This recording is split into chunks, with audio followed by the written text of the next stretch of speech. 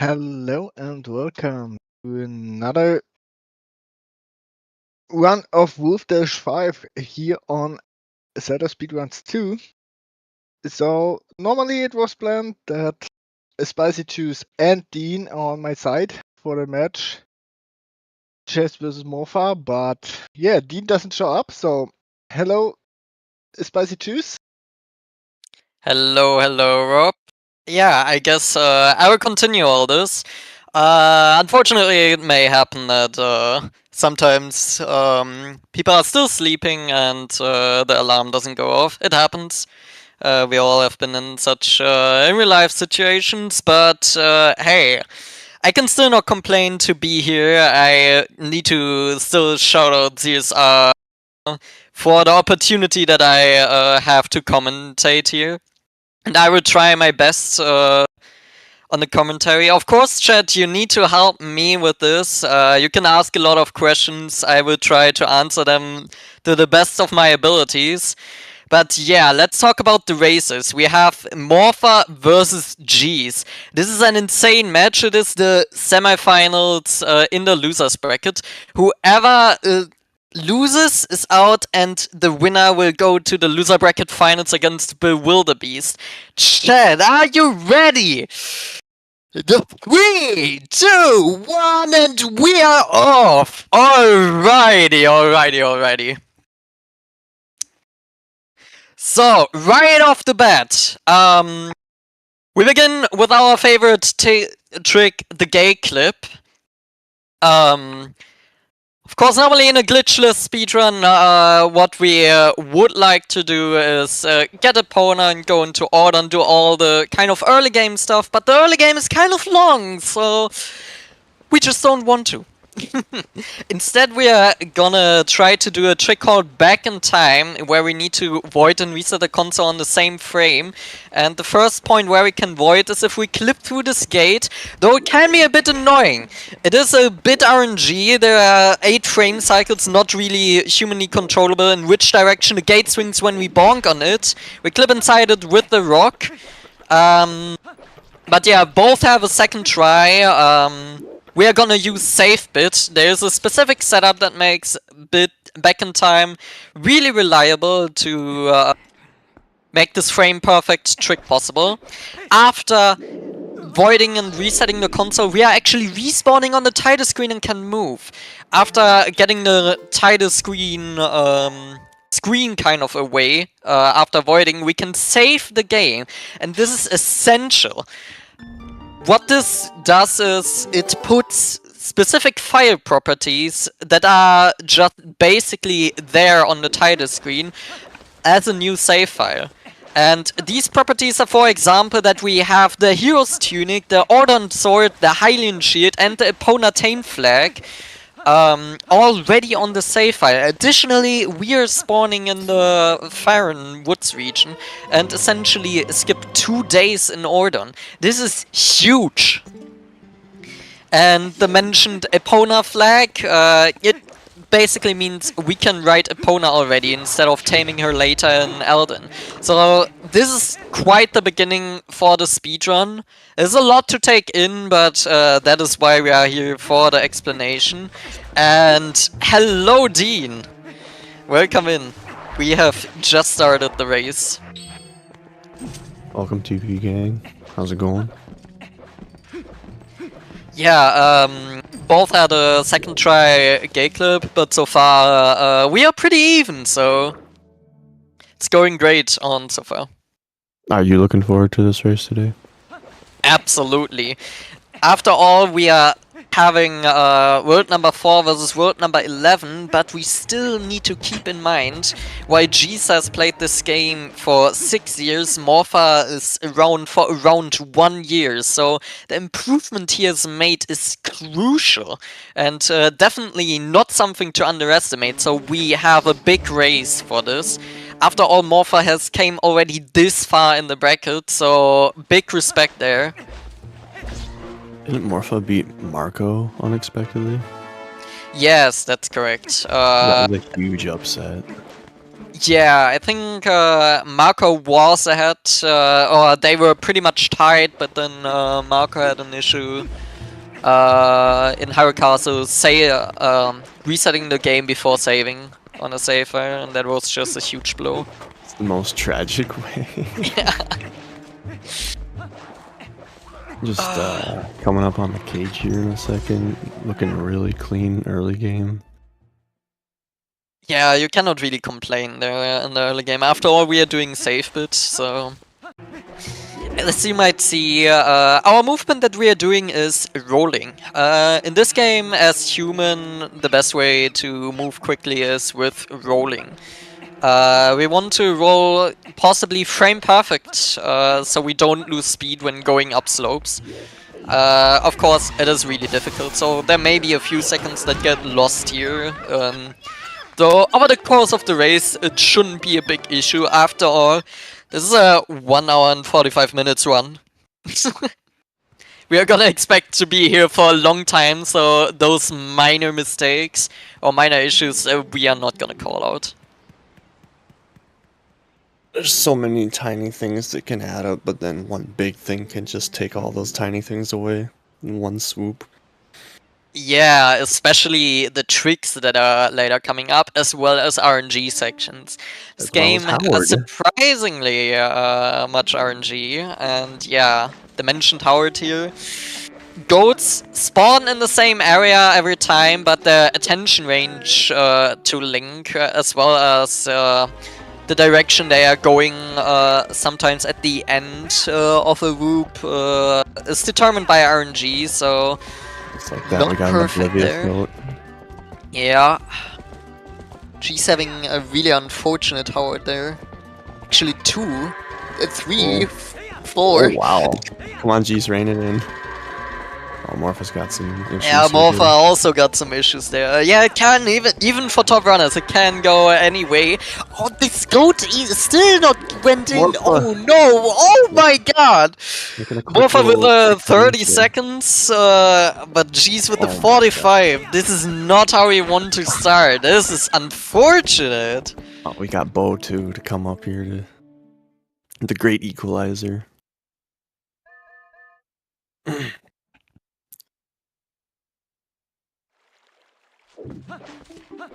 Do we need more gain on the mic?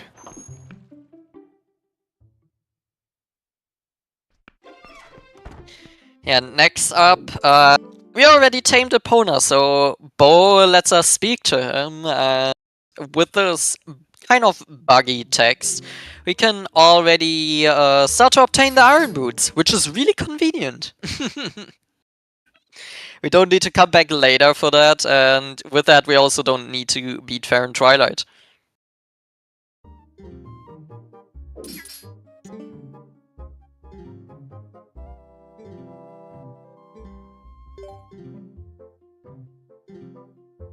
Yeah, and it's a common emote that some of the TP runners use, Gategoat's Bow. I definitely have that emote. Basically the 3 RNG sections in the early game that people like to reset on because they can be very annoying. Bow is in particular some kind of rock, paper, scissors with different odds. The first one isn't too bad, but the second one can especially suck. Yeah, so far the second phase. So far they are quite even.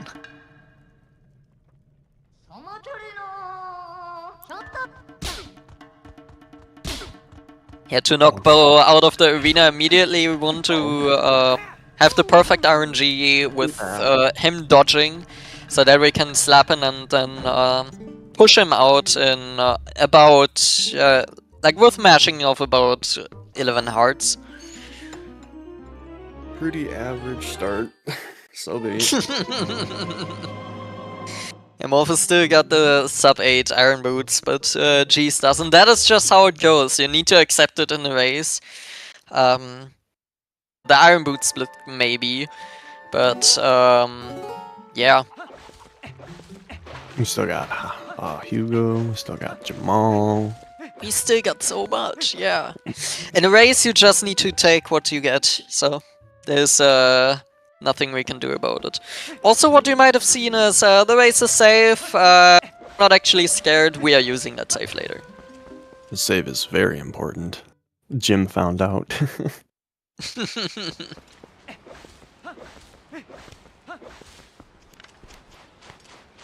Some really clean rolls, though, I tell you what. Something you cannot really appreciate, like, to a casual runner, like, everybody just looks like they're going fast, but to a top runner, it's like, oh yeah, those rolls are so crisp. Oh yeah, he kept his speed up that slope. Oh, that Yeah, was when so you nice. have run this game for a long time, in some sections you know especially how much it hurts when you miss a roll. When going up slopes, so it just feels so good when they are all frame perfect and you have keep all the momentum up. I got mad when I saw G's get, what, second try cage, or gate, with safe bit and still faster than my average cage break time. I'm like, bro, slow down. Oh, I'm missing the box break. Oof, Yeah, that's both another have 3 missed it. frames.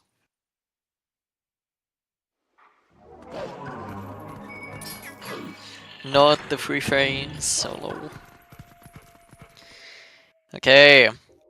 Talking about wolf movement, we want to stay in dashing speed as long as possible. And there's genuinely a cooldown after pressing A when we start dashing, before we can dash again the next time. So if we jump off a ledge then a bit later, we lose all our dashing speed, and we don't like that. So what you might often see is a dash cancel.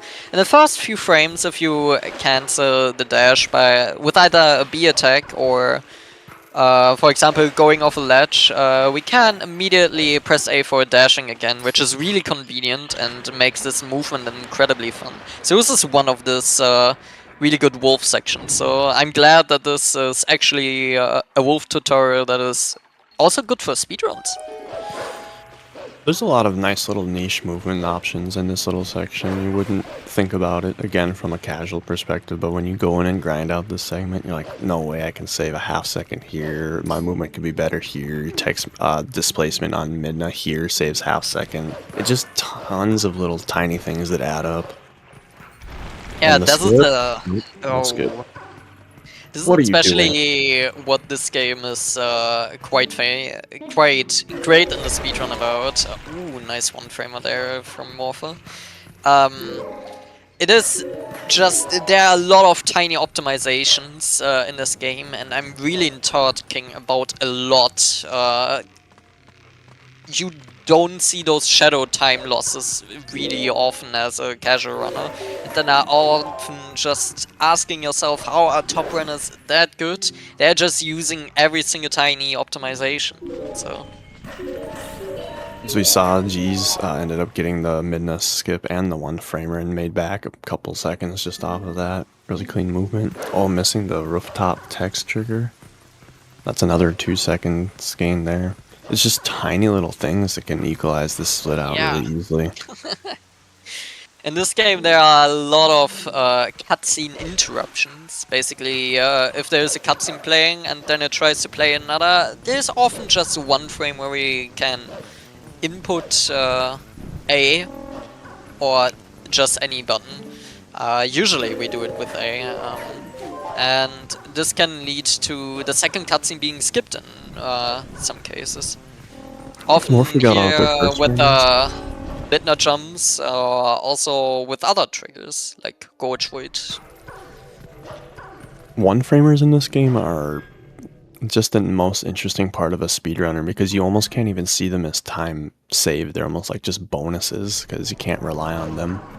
Gorge Void, maybe you can because it's predictable, but all the Midna one framers, it's just like you get it or you don't. Yeah, often we are mashing for it because it's right. To get it better, but it's still either you do or don't. It's 50-50. Alright, big ol' Hugo. Good RNG for Morpha right out of the corner there.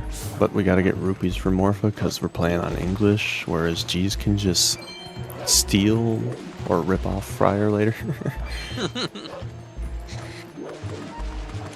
Yeah, this trick is incredibly punishing to miss. And this is sword and shield skip, a very precise trick.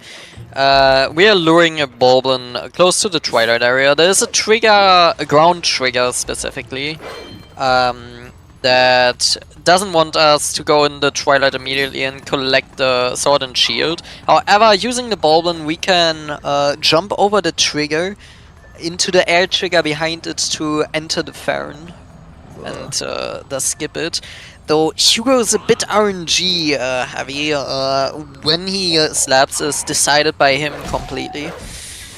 And Morpha is in, let's go. And this is a slight attempt from G's and also in. We got 2 runners with both first try sword and shield skip. We're on a race. Really, really good. Missing this would have cost a lot of time and already put a big advantage and disadvantage between those runners. But this makes a clean race. We like to see that. Morpha had a very interesting angle, very far to the right side of the Gorge Canyon thing there, but was able to make it work because it was a no slide, whereas G's had to be a little more specific about his timing. Glad to see it worked out for both of them though, because now we're still... It's good for the runners, good for commentary, good for viewers. We're all having a good time now. This is especially where the good luck is crucial. We want to have both runners, sorry, good luck. Yeah, a good race is one that is close. It's a really interesting from a runner's perspective is that you want your opponent to play really well, but you just want them to play just slightly less well than you. Just, like you definitely don't want to, you know, be a struggle bus because it's no fun when somebody's like 3 minutes behind already at Hugo or something. You're like you're feeling bad for them a little. There's a lot of mental stuff just to keep consistent through the whole game. As competitive it is as a tourney, we are still a community and I love everyone around here, so we just love pushing this game. We all have the same kind of hobby, so it's just great appreciated to see a good performance on both sides. Gotta get through the mist now. No one framer. No one framer. One framer would only save one specific cycle on the tree branch. I like turning my camera through here because the mist, like during the first set of mid hops, because it feels like it reduces just a touch of lag on the mid hops in the first one. Because this area is so darn laggy, whether it's in the original Farron or this part. The lag in this game is like a really interesting thing. I wonder if we'll get like lag optimization like later on. I mean, we got a tool for that already. It's not like Mario 64 where they saved like 40 seconds off the latest task. Oh yeah, okay. We don't have tasking tools for that because we don't have tasking on console. Alright, Jamal. Yeah, Jamal has RNG components to him. We want to have him doing a slow slab, and G's went for a fast EMS. And took the lead. Morpha had a bad swing on the first attempt, so with this bad RNG and G's getting the fast EMS, he took the lead right out of Morpha's face. Wow! Big respect there. Gosh, fast EMS, this is crazy. Yeah, fast EMS is a little harder. Some that have practiced it a lot are actually saying they can get really comfortable on this. So it's just different. Use it in a race, that is pretty. Yeah, and it is a bit faster. G's also getting the fast climb here. Morpha as well. Now we get to hang out until Boomerang, basically. Just doing really specific line moving through this area, just trying to keep all our lines as tight as possible. Yeah. Other than like Morpho, jumping in the water, there's really nothing much that can probably happen here. yeah, or the last, on the third hit on Skulkit here. It's almost like an auto scroller, but not. It's like a moving auto scroller. Yeah, it's like the section can usually vary in 4 seconds of length if you don't do a major mistake. So it is pretty fine. Nice jump for Morpha there. The only difference there will really be between those two is the rupee collection that Morpha will do during the fight. I'm not sure if G's will actually go for predictions on the Skulkit hits. Even when I play on French, I still go get the rupees because that timing is still so ingrained to just go get the rupees, and then that timing works perfectly to come back and hit Skull Kid. Like, otherwise I sit there and anticipate it and rush it or miss it completely. These hits can vary a little, cause it also determines where you land to Neither of them fell save down. a little fall. Yeah. To be honest, I respect that. Sometimes runners like to go a little further, but it risks that you fall down, and in a race you especially don't want to fall down there and lose 20 seconds. So it's respectable. I think the only time I've ever fallen down there is on like my 3rd run attempt of the day, and I just The only time? Are you serious? It's rare. It's incredibly rare. So I don't know. I pull the camera. I really need to keep my focus that I don't fall off there. I like to optimize this jump down, so it saves probably at least a second almost, because that fall down animation and everything, and repositioning your line at the end. Yeah. Yeah, you can immediately dash. So come on, Morpha, get over there. Okay. About 10 seconds-ish, 5-8 seconds, somewhere in there. yeah, so with the similar RNG that they had, this is a respectable early game on both sides. Yeah, we won't talk about GOAT, but yeah. Yeah, it's nothing crazy because of some RNG sections, of course. It was nowhere near good RNG. But we are through everything, so that's most of what counts here. Oh, I can't look. This part's too hard. It scares me. Let me know when it's over. You got even 2 runners showing you the same solution.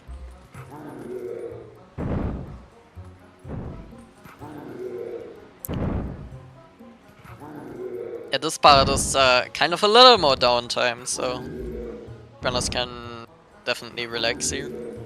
If I did this on a live event, I did a couple charity events for this, I'd always like do this part blindfolded or close my eyes or something like that and be like, alright, here we go, Master Sword puzzle blindfold. Alright, sub 22 Master Sword for G is still really clean, just barely a 22 for, so I think that's about a 7 they are difference.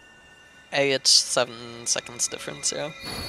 The movement that G's had was a bit cleaner than Morpha's through the EMS segment, plus the fast EMS and everything like that probably saved about 5 to 7 seconds already on that, because they had slow repositioning and everything.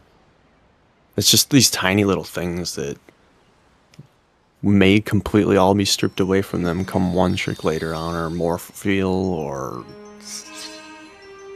Morph feel. I almost said Morpha. Yeah. Just that I thought like,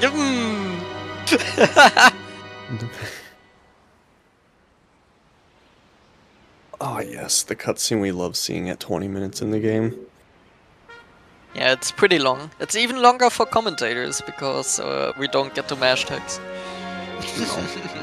It's crazy, even the HD version, they're not getting Master Sword till, what, an hour and 50-ish minutes in? They gotta do the full forest dungeon. Yeah, they're invisible.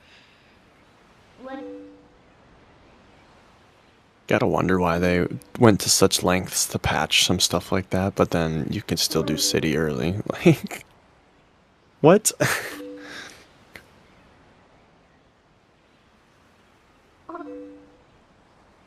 EMS saves like, what, 20-ish minutes? Still a huge chunk of time, but early city is like almost an hour of time Yeah. save.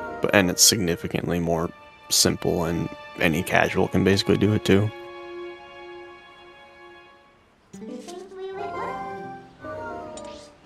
Alright, our first instance of using the warp function that we just newly got. I'm pretty sure they like only made it a little harder because quick transforms doesn't work on it. But yeah, normal transform works. Alright. The warp function we are not supposed to have in the Farron Twilight, but the Master Sword completely overrides it, so...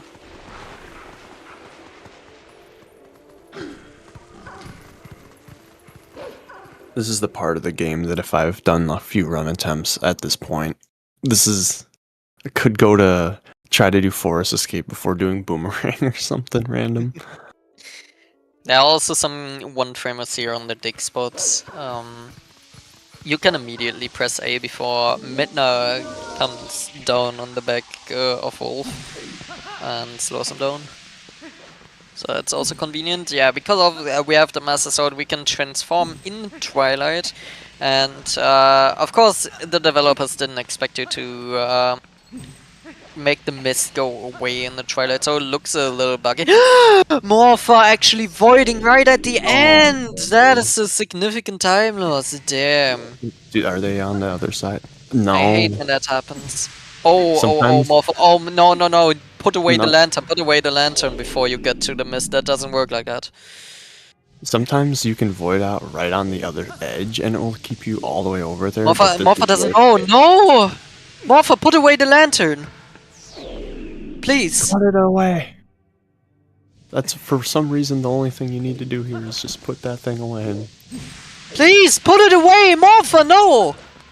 Oh my god, that was so close again. Oh! I don't understand this section. And maybe they don't either. Yeah, the mist, it expands close to where your lantern is, and if you go far ahead on the circle that is expanded around you... Oh my gosh, they're gonna be so mad to know all you gotta do is put away the lantern. Yeah, oh my god. Like, you first need to make the circle shrunken again by putting away the lantern, otherwise it is where you spawn, obviously, and for it being so far away, it is just not close at all. Okay, Morpha going a close way. That should be safe now, but this is just not something you want to lose time to. Oh my god. They're just The going at difference one made roll, here. one swing. Yeah. This is another thing about, like, experience as a runner is that, oh, just put away your lantern. It's like, why does it work? Well, it don't really have the best explanation. It just does. Oh my gosh. Hey, then on the side on G's, we didn't explain it because of what just happened, but G's voided out in the entrance of the first temple and did big in time again, and after voiding and selecting a save file, he went into the King Boblin fight, which sets a specific boss flag. With that value that is shared across other bosses as well as dungeon features like the monkeys. Like monkeys for some reason. Yeah. We can spawn 4 monkeys later.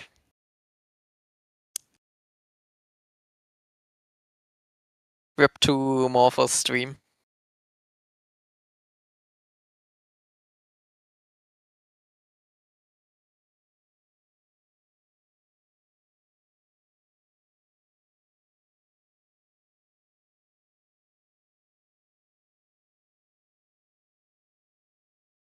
And with these 4 monkeys, we can get across easily and just get to Ook. Alright, here we go. We want to get the boomerang, the base item in this game. Not really, but it has a lot of uses, especially for GC.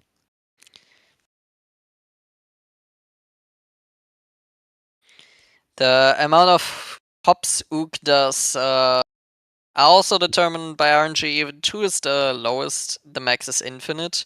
What was that, a 5? GC got a 4 hop, I'm pretty 4 sure. hop. I Stream did is a offline. Did we get Yeah. crash on the stream, technical difficulties, or Morpha had some internet issues before stream as well, so it could be that. It might though also be a rage crit, I'm not sure. After all this missed section, it was a very hard blow to take. yeah, a Preparing- minute and 30 lost to something Yeah. that almost you never would think to lose that much time to, yeah. Preparing so much for this race, and then this is the time you lose on. 29:43 or so on Ring is still a really solid start. Oh, absolutely. All things considered here. Like, besides the RNG G set earlier, this is a good start.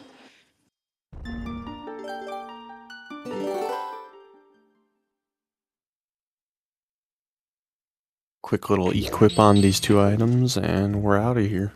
We're never to be seeing this dungeon again. You know, speedrunners are very merciful if you think about it. We don't kill anything we don't need to. We don't take any items we don't need to. We just... But why do you think we are merciful? Kurokoro stays in the twilight now, we are never clearing it. I mean, does anybody really like Koro? After what he did to the run. Damn it! I know. Okay, we have changed the stream overlay. Yeah, I'm not sure about if Morpha quit completely. I will quickly check the race room. He is not DNF'd. So it is not done. He just has technical difficulties. So we will probably get him back once the stream is going again. So for the time being, we are gonna commentate over G-Stream. I've done that before mid-race. It's like, oh, my internet's making... That's like, hopefully they don't think I spliced or something, because I'm not even technologically advanced, so... Pretty sure Morpha is recording, so it should be fine. Yeah, internet issues. It's always a safe bet if you've been having consistent internet issues, because they're not... They're either stupidly random or very obvious. She's doing the Mayman skip over this thing. Nice one. Jumping over the enemy. Awesome.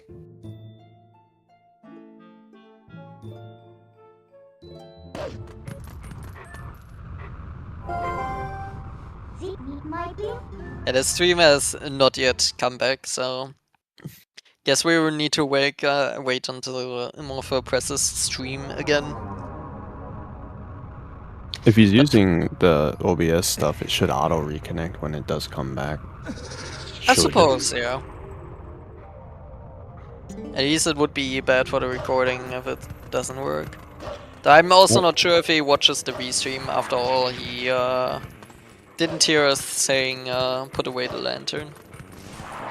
Yeah, that's one thing, because like a lot of times you want to lock in as a runner, but at the same time... Respectable, yeah. Sometimes it's helpful to just...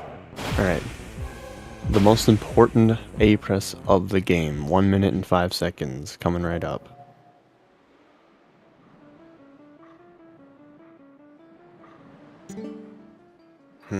And he doesn't get it. That is a huge fatal blow. I'm sure he's used to it by now. Yeah. You just take your... The curse of the Elden Vessel split. Honestly, though, it's a really interesting thing about the mentality of speedrunning. It's just like, especially in a race, you can reset at any time, but when a race comes, you gotta just stick through the shit. You gotta just, as best you can, keep it together, like take your time losses, and then just do your next segment as best you can. Like, you just can't, because your partner could screw up something random like mist or something. Yeah. I'm not gonna make any mist jokes, but that trick was missed.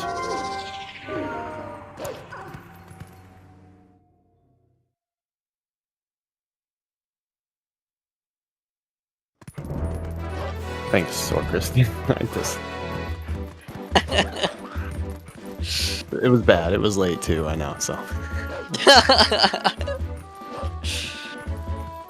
Alright, so if Gorge Void not being completed, we are not immediately getting the Kakariko portal. Why we need to get map warping, it is better to get map warping later after obtaining the Kakariko portal, so G's instead will need to come back later for that, and for now we're just switching up the route a little bit by going for the Zor's main portal. Some runners just opt to go back to Kakariko if they're doing Wolf Bomb House skip because it saves like a transform or something like that. But it's arguably just worth it to just keep your splits a little more tight to just do it this route. Yeah. Because we're talking frames it saves to go a completely different route. And the routes eventually what merge up like 15 minutes later. I wonder if he's gonna do card round.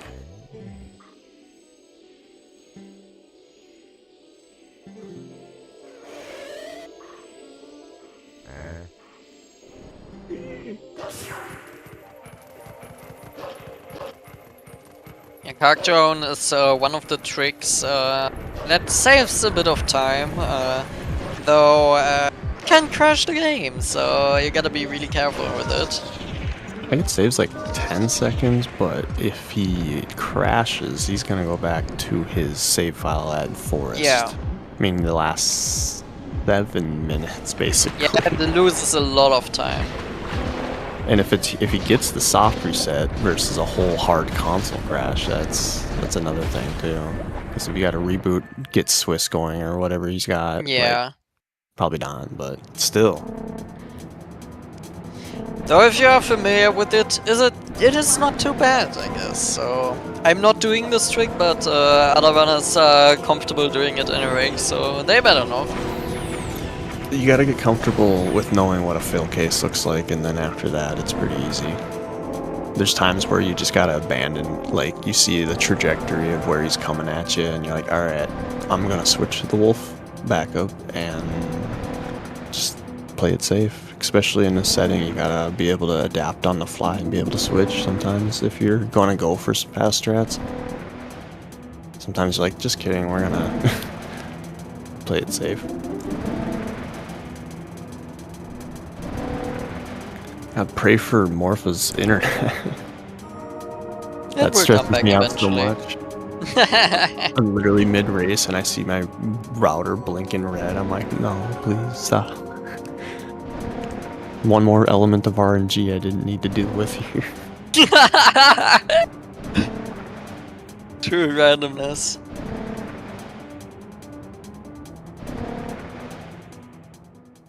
Clean flight there with the clip and everything. Yeah, there's not too much to talk about there. We're just flying. After I get that clip, honestly, it's like a mental like break from that spot onward. This run all the way to the start of Elden. Actually, Elden's a little bit of, it's kind of chill, but you gotta be. But everything from like this running section is just taking it easy. Little cool down after all those awesome tricks that he just was able to keep on. Oh, we still have Rupee Yeah, Roll. we still got Rupee Roll after this, so since we didn't get Gorge Void. Rupee Roll is consistent, but humans are not, so... That's a great way to say some tricks may be difficult. There's always a backup, Rupee. I've actually saved by that backup Rupee and only lost 20 seconds for that split instead of a minute and 20. Yeah, of course. So if you still practice with the backup Rupee, which is also RNG to be a blue one, You can still make a comeback with that and not lose too much time. So it's convenient to know your backups. Really nice Shadow Beast fight there. Just like the timing of releases and the way that he like lined them up was very specific. Another thing you wouldn't see as like a casual runner. And back to the Forest portal, the last time we'll be seeing Forest. Bye bye, Farron. We will. I kind of hope that Morpha got Gorge Void, or they're still going, because that would actually like bring them at least. Yeah, that would make it quite a bit closer. That's true. We're gonna like bring the stream back keeping and us, then when they Twilight keeping already us information. Jesus probably wondering that too. Oh no, where's Morpha? Especially if G's like misses Ruby Roll, which I don't hope happens, of course. It could actually be close then again if Morpha actually got everything. That's just theory of this game. From a runner's experience, this split could be anywhere from like a 12-10 to 15 minutes long, so usually about 13:30 I think was like on my average splits, but still like just that spread is such a dictator, especially when it comes to these tight runs where after this it's gonna be what Lineru, Eldon, and all that stuff, and that stuff's really consistent, especially at top level. But this stuff, even top level runners can miss Gorge Void or have stuff go on.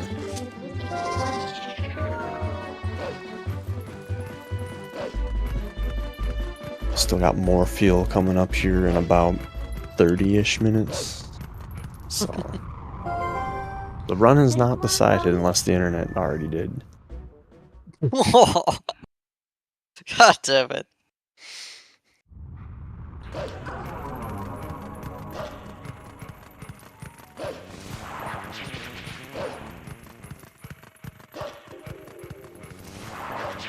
So yeah, okay, I just saw the message in Discord. Internet is freaking out, still finishing the run and locally recording, so they are there.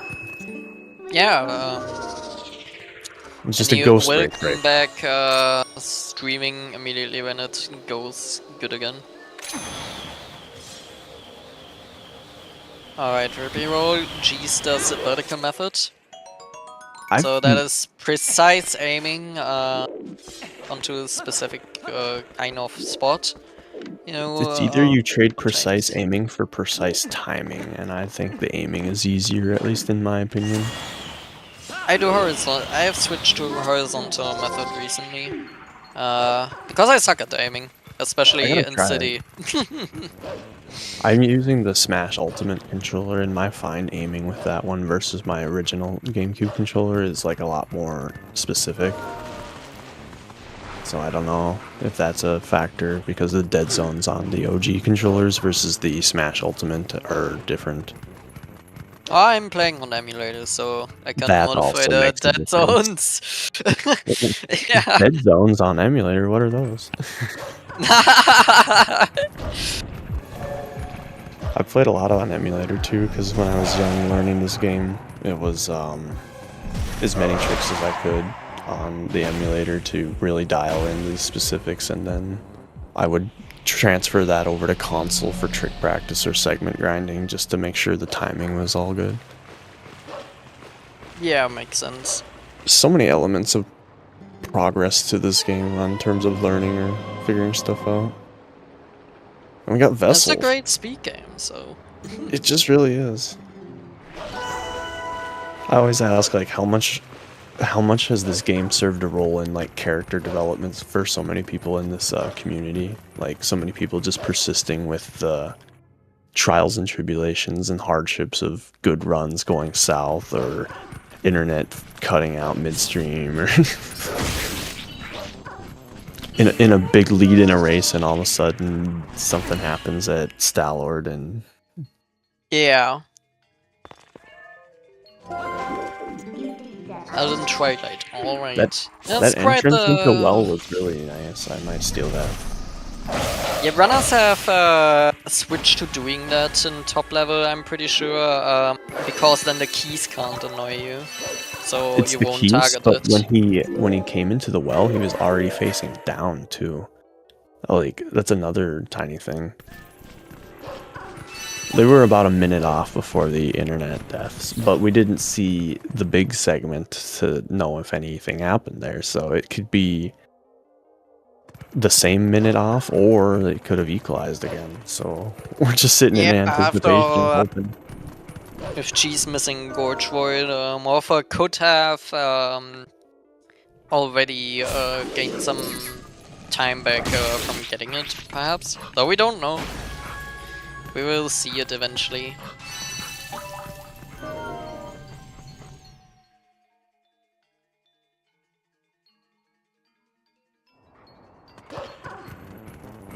So many tiny optimizations in Elden. Again, as a casual, you would never think it's like, what? You can just smash into the wall here, and the bug comes to you. You don't have to climb up and in there. And it's consistent too. Yeah. All right, Elden, one of the best parts of this segment. There's so much cool movement you can optimize here. People love grinding this, to be honest, and it makes sense. It speaks for itself. A lot of great wolf movement is in this Twilight. So when I practice on GZ, I always use the timer function, and on, like, let's say I start Elden, immediately start the timer, and then when I exit the loading zone, end it, right? I was thinking about making that into like challenging other runners and say, hey, what's your fastest you can do this Elden, just from start to finish, and it's like, because that would all of a sudden someone's like, yeah, I put a 38 out or something like that when everyone's averaging like a high 39 or 40. It's like, how did you save another second or something? Right, true. I think with like the GZ timer, challenges. I've practiced like that a little, yeah. I think It's micro actually challenges sometimes are fun, yeah. Ooh, G's even getting the 1 framer here on the midnight jump. Gotta appreciate it. It almost looks like it's just normal from an average perspective, but then, yeah, it's a 1 framer. The only time there's not a 1 framer is that one before the icicle waterfall thing. Yeah, and Source Domain. I think there's one more somewhere else too, but that's the only one in this route. I don't remember which one that was. But yeah, I remember others there for that too. Bomb house skip, let's go. That's Precise angle, couple jumps, ESS back, good angle. Okay, another nudge back there. And nice. Very nice. I was, so another thing I was timing with this human versus wolf movement, and even on my best attempts, I was getting a 4-second difference between human and wolf difference. Whereas I was hearing before it was like 6 to 8. But I was... I have no idea how much wolf pompo skip saves, to be honest. For my timings and my skill level, it was 4 seconds, so... I assume faster for better runners that are slightly slower for less experienced runners. What? Cheese doesn't Come on, do... get out of Why doesn't Cheese do... Huh? I'm surprised he doesn't know watchtower bug manipulation. You just stand in the corner. That's all it really is, ain't it? And just trying to push them out. You're trying to push the bug out of its little home range. So like just Nice preventing it from going in this one corner. Yeah, he had like 3 rotations then, on that. Yeah, and then you're consistently getting the bug out of there. Huh. Guess there's always stuff to learn, even for top level. Top level is more so like, yeah, they've learned a lot of stuff, but it's more so their just consistency with what they need to do is more dialed in. I'm sure there's a lot of times mid-run that I end up thinking about a strategy, and just simply me thinking about it is enough for me to mess it up. Like, oh, should I do this one or think about this? It's like, nah, I should just press buttons. To be honest, I love commentating a lot, especially just because I see different kind of approaches on all the different segments. So I haven't done anything in 2 weeks, so I really wanted to commentate this, but then I saw I was commentating with you. I'm like, the GOAT. I gotta step it up for this. Gotta bring the energy. Gotta put in here the energy. Oh my god. Gotta pretend I didn't just wake up or something.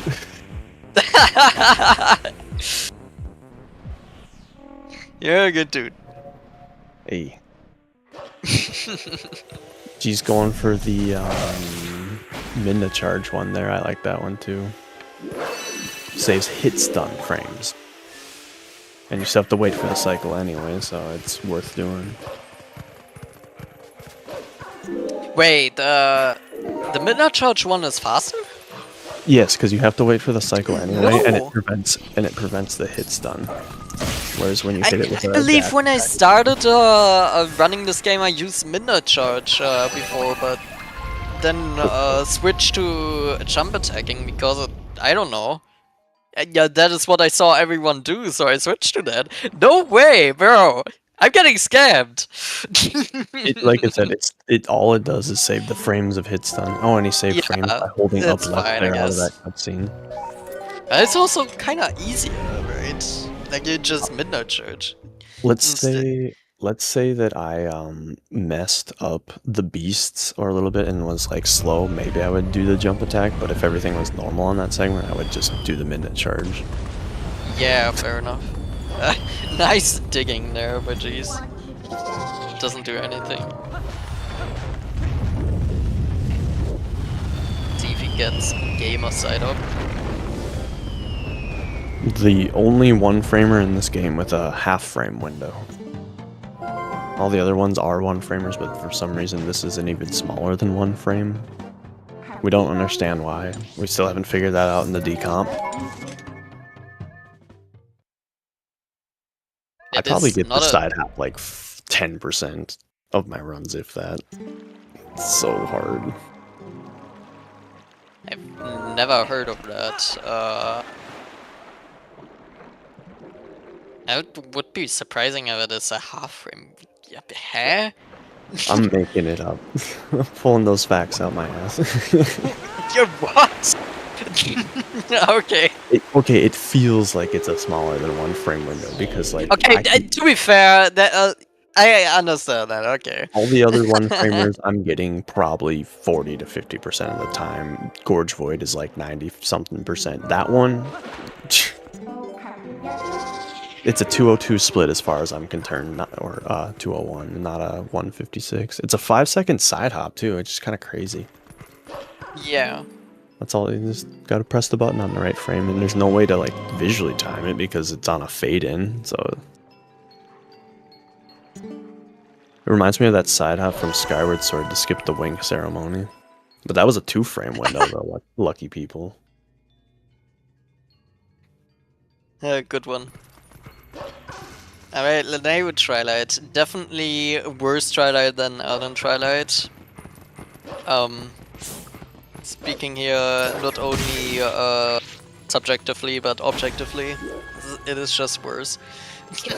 It's really, once you get out of Upper Zord's domain area, after that it's just like between like here to that part. If you just cut all the side hop and the lily pad bugs out of the section, it'd be fine, but like... So you have to do left side like the beginning is genuinely fine. I like the beginning. But yeah, in Zora's domain the lily pad bugs are really awkward, and after that the 2 minutes of well, something like 2 minutes of just dashing. It is not the most exciting thing.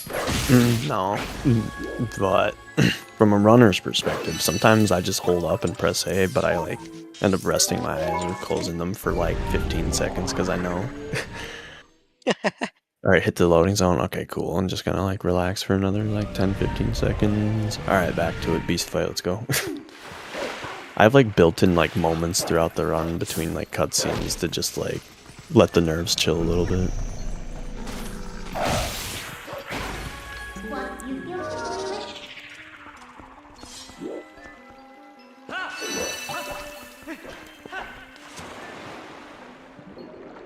Trying to get that bug to come out further for a better angle is hard. And side hop. Very nice. Nice one. Jump attack up there, fun.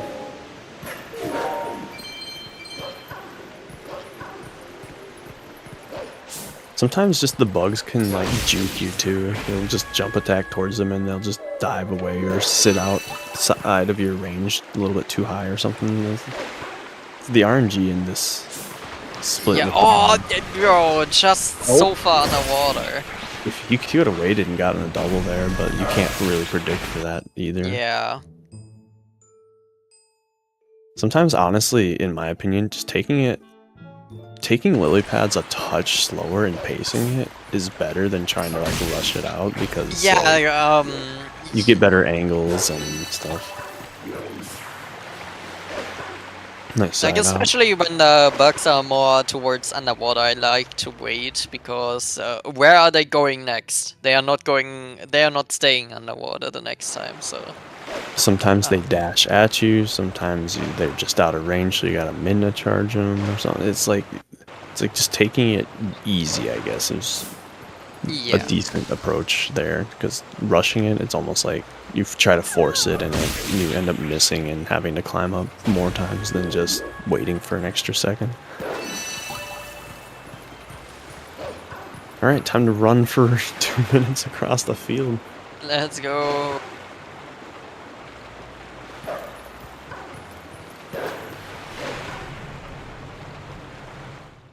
We are wolf dashing. Are you all excited, chat?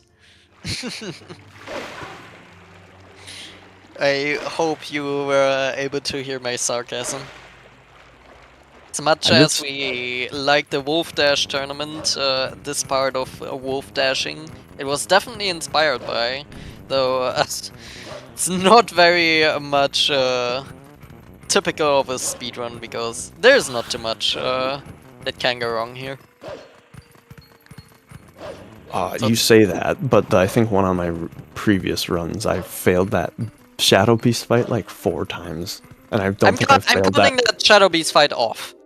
Okay. I don't think I failed that Shadow Beast fight. I don't think I've even failed that Shadow Beast fight in years, and for some reason, like a few runs ago, it was just like, all right, I'm gonna throw like a minute here, like. I sometimes do that. The Shadow Beast fight here can be a bit awkward with how the barriers are placed.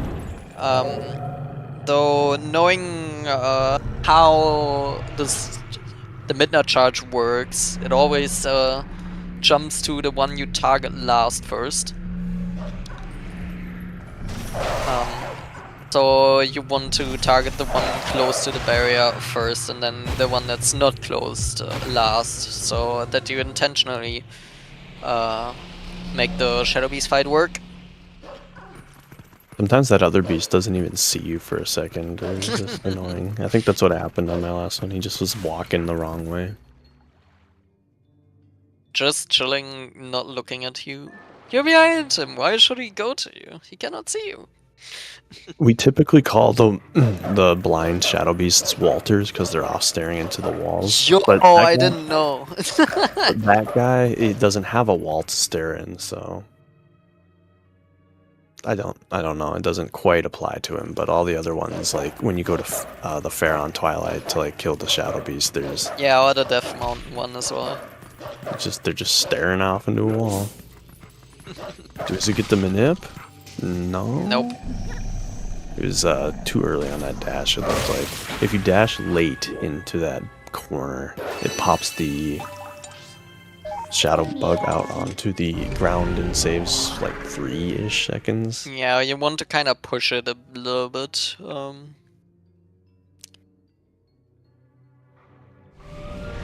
So then it goes off immediately down. Something, even as a pretty experienced runner, I cannot fathom is Marco's, what is it, like a 938 Linear Twilight, where I think my best is a 948, and I thought that was cooking. Which is pretty fast, don't get me wrong, but 938, like how the heck, 10 more seconds of times hiding?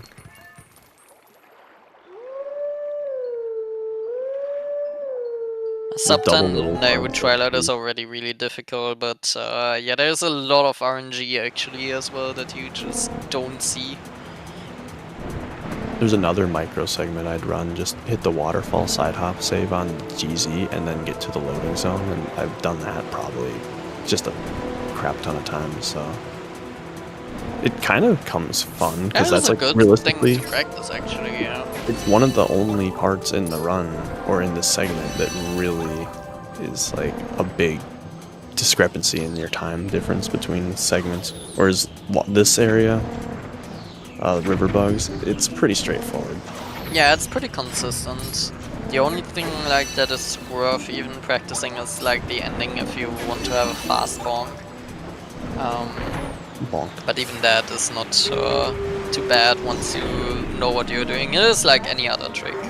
So. And then you got this bug here that can juke you. Just go for a dash Right. attack and it just is like, no. No, it was nice to him. That was a fast kill. Sometimes I actually like to kill it in a direction of the platforms. Like going behind it and then killing it. Though I think that is not as fast. Because the cutscene usually doesn't let you just dash off and instead you ledge grab then. Hey, ghost bug. Bringing the kazoo extra for that. I'm praying for Morpha's internet right now. We're having a ghost race async or something. Oh, bad angle on that, bro. This fight too, honestly. The river bug stuff, or the lily pad bugs, and this fight are your two biggest losses, because missing that one cycle bonk, I think, is about a 7 to 10 seconds, depending on how long the bug just kind of sits and hangs. It is actually quite big, yeah. And then, also so you could miss the Yeah, jump there attacks is no in chance general of on it. Like sometimes it just turns away, then you miss it. So that was about a 15-ish loss just to this fight alone. Yeah. And add on another 3. Because there was no... Gosh, it's just tiny little things start adding up. Oh! Missing that bonk too is kinda... Oh. They're all tiny actions of what happened. But the time was quite... Oh, you didn't get the dash? Oh, that's an extra 6. Oh, you missed it. That's another 10. It's like, oh, and you didn't get the bonk? That's another... It's like tiny things, but they just really added up real fast at the end there, so that could give that is why 10 minutes Lanero trailer is actually quite impressive to get. That essentially just means everything was about decent, and probably a good fight. Like a 10 minute Lanero trailer is about what you like to expect and get. If you can consistently get 10, like give or take 5, you'd be dialed in. Okay, he's going for this. Oh, not getting damage down. I don't know if that was intentional. There's a lot of different approaches I've seen people do there between... So English is going to have to collect the rupees there, whereas French can just jump straight down, but you still want to get damage. So there's a different couple spots that you can jump to safely damage down without dying.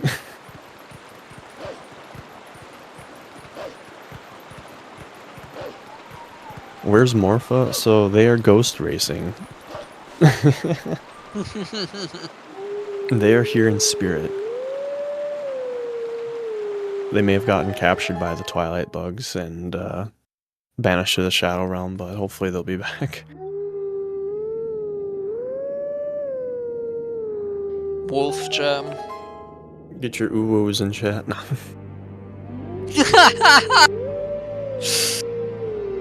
Good one. Yeah.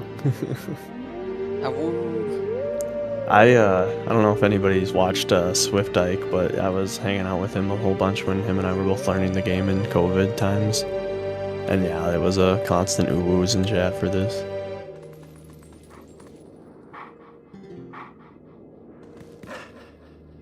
Unfortunately, I don't speak French, so I don't know what the wolf just said, but we'll find him later, probably. Yeah, at some point he will teach us the ending blow. What is it in French again? Is it coup de grace or something?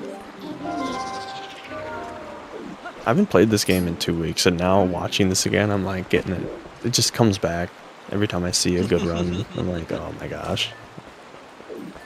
But ever since A&D and Mai's race, I have not touched the game. Literally, I was like, thanks bud, thanks for the race, and I just... I bet if I picked it up now, though, because of that miniature break after all that grinding, I bet I'd be pretty solid. It's a lot of times the little break is underrated way to like get good at the game. I feel like especially for this game, to be honest. I've seen a lot of people taking like longer breaks, like a few weeks breaks, and then coming back and immediately like getting PBs. Really nice fight there from G's. I'm not sure, did he take damage? He took one swing. I don't think it was intentional. He was just missing like an attack on the beast. So it looked like he was probably just going to go for the void strat. But... After all, we need to take damage for Empty Lake Area, so we will then instead just void out one another time instead of 2 times. So I guess it's convenient. I was about to say, hopefully he doesn't game over or anything with that low health.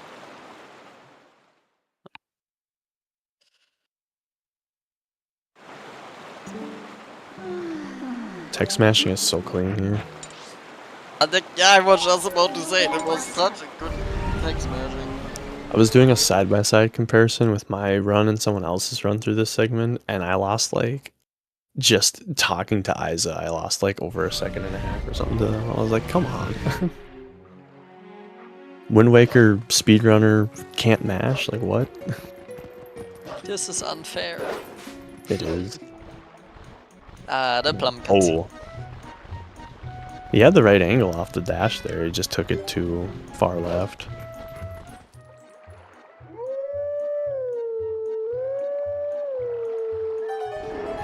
It feels weird only watching one stream because it's like I'm hyper-analyzing one, whereas with 2, it kind of bounce back between it and stuff. It's okay, we can get hyped up again after this race will be much closer. What is Cheese doing? Nice.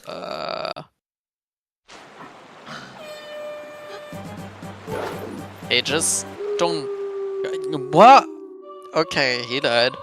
Now that's no good. Oh my gosh.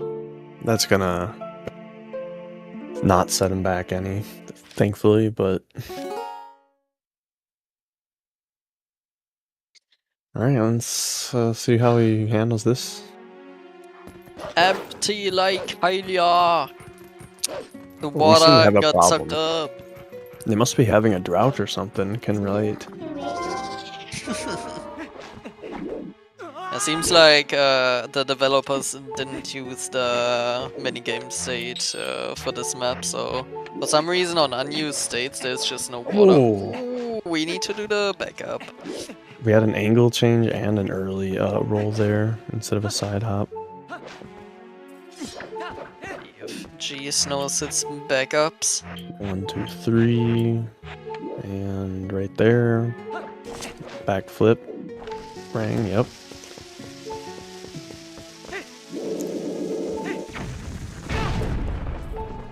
Ooh, nice. Oh, very nice. That was about as late as he could do it, I think.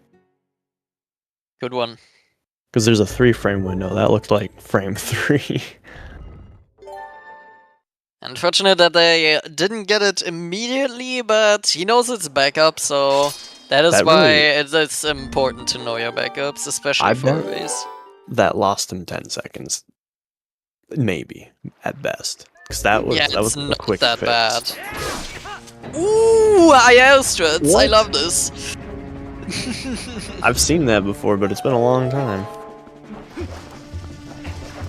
Jeez is known in the community for running a lot of the dungeon ILs, and I love that thread. No one is doing it except for him. IL That's a guy. That is a nice showcase. We're getting hype up for like a half-second time save, but it looked cool. Yeah, that is the fun we are here for. Just the stuff that is not usually seen. So that is the hype we like to see. Going for wormhole. I mean, there's not too much else we can really do here, right? He's not. He's going for the LJA. I respect it because I also go for LJA because I'm way the more displacement consistent. clip doesn't save too much time, so messing it up can be quite brutal, to be honest. Yeah, messing it up one way, either two left or two right on the exit through the water there, because two left you avoid out, and two right you just in the whirlpool for forever. In my timing with the displacement clip, I got about a 2-second time save, but also because of the cutscene that you have to do that you won't get on your return trip for boss key skip. Yeah, so there's time that comes from that loss, but it's re-saved, I guess, on the next thing. Yeah, I think the displacement clip could also be a little bit faster if you do the 2K setup. Oh? Let's go. Nice zero cycle. We like to see that. As double LJ. Good one. Yeah. It's cool. Gotta love to see a zero cycle because there's another trick where you have to pull your bomb, you have to go into C up, you have to hit your boomerang and your R target all within like a 8-frame window of starting to fight. I don't know, 10 frames, all within like a half second. Yeah, it's not a lot. When it fails and you fall in the water below, realistically that's a skill issue because LJs go up and target exactly the exact spots that you always target, and then so it's like there's risk on either side of it. It's a lot of times it's just a matter of if you just went about a quarter second, half second slower on your own speed, maybe it would be fine. Because we're just trying to rush things out as speedrunners. Just take it easy and have a good time. What are you rushing for? Play the game. Good one to decide to do it again. The jump would have missed. Nice. Yeah, and soon we are gonna come to one of the big race deciding factors, actually. Morphe can be a big part where you can lose time. Due to RNG, but also if you mess up completely and drown, it would just be horrible.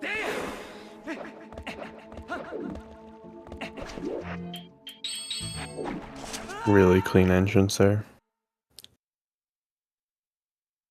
The only boss key skip in the game.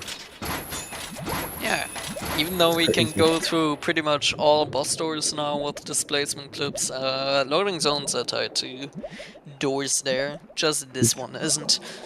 This is the first Zelda game, I think, where that was implemented, wasn't it? Because Wind Waker, you can touch loading zones and get through them, and everything before that, Ocarina of Time, Majora's Mask, all the...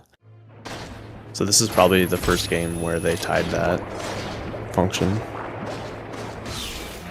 Oh, the last, like, few frames of the spin attack. That is crazy. And I don't We all have the need a dead delay. eel. Okay, should be good now.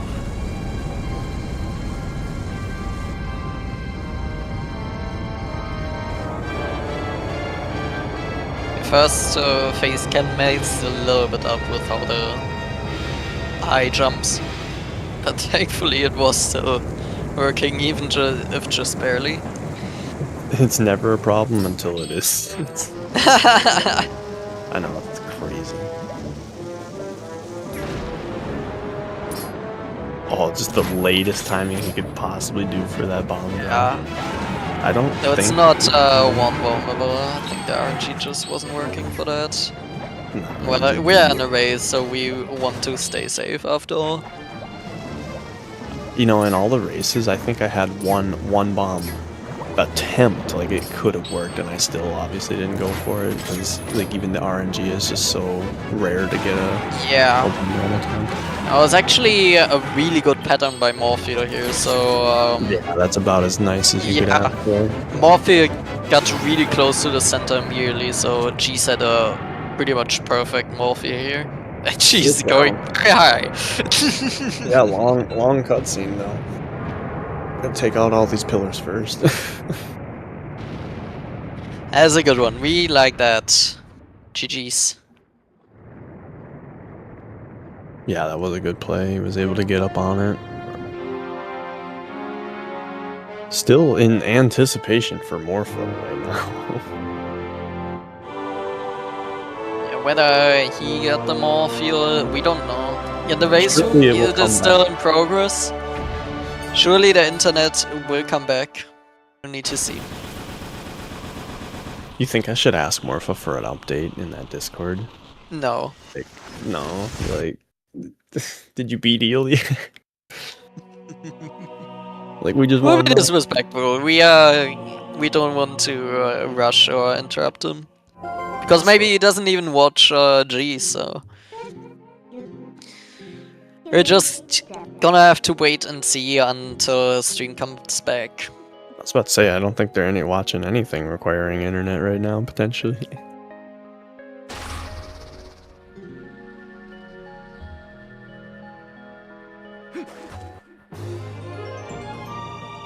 What are we looking at? A lowish 116 exit at any Yeah, day? with missing Gorge Void.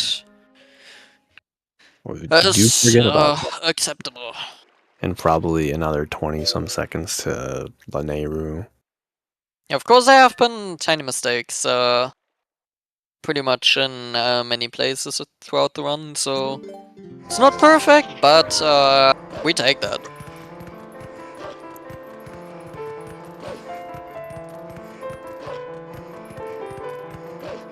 This is a really interesting fine balance of like maximizing perfect and minimizing failures. Like, losing time is inevitable, but you just gotta keep on going.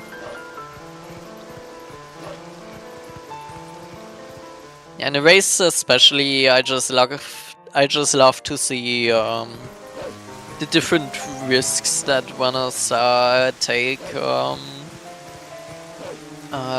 in a race versus when they do a run. So I can see them playing oftentimes just safer.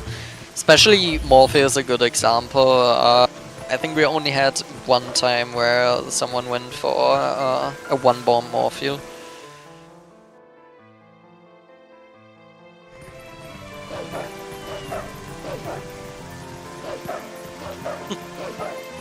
Good dropping there the dash to not speak with the cat.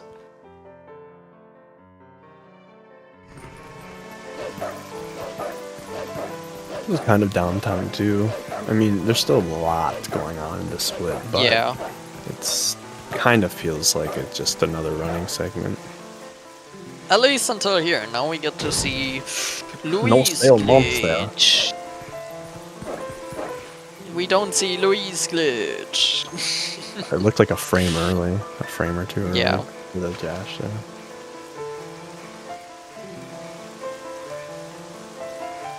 That's fine. Alrighty.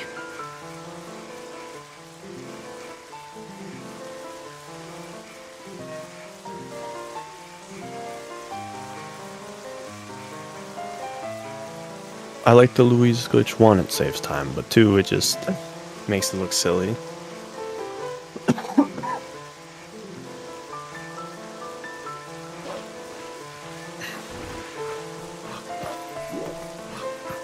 I've heard I'm people like talk. interested to see if he goes for a rope skip. No. He doesn't. Okay. Sorry, I interrupted you. The Louise glitch, I've heard people talking about trying to like set it up for it, but it's like at that point, if you have a setup for something that saves like a second, you've already lost. It is not worth to look for a setup for that.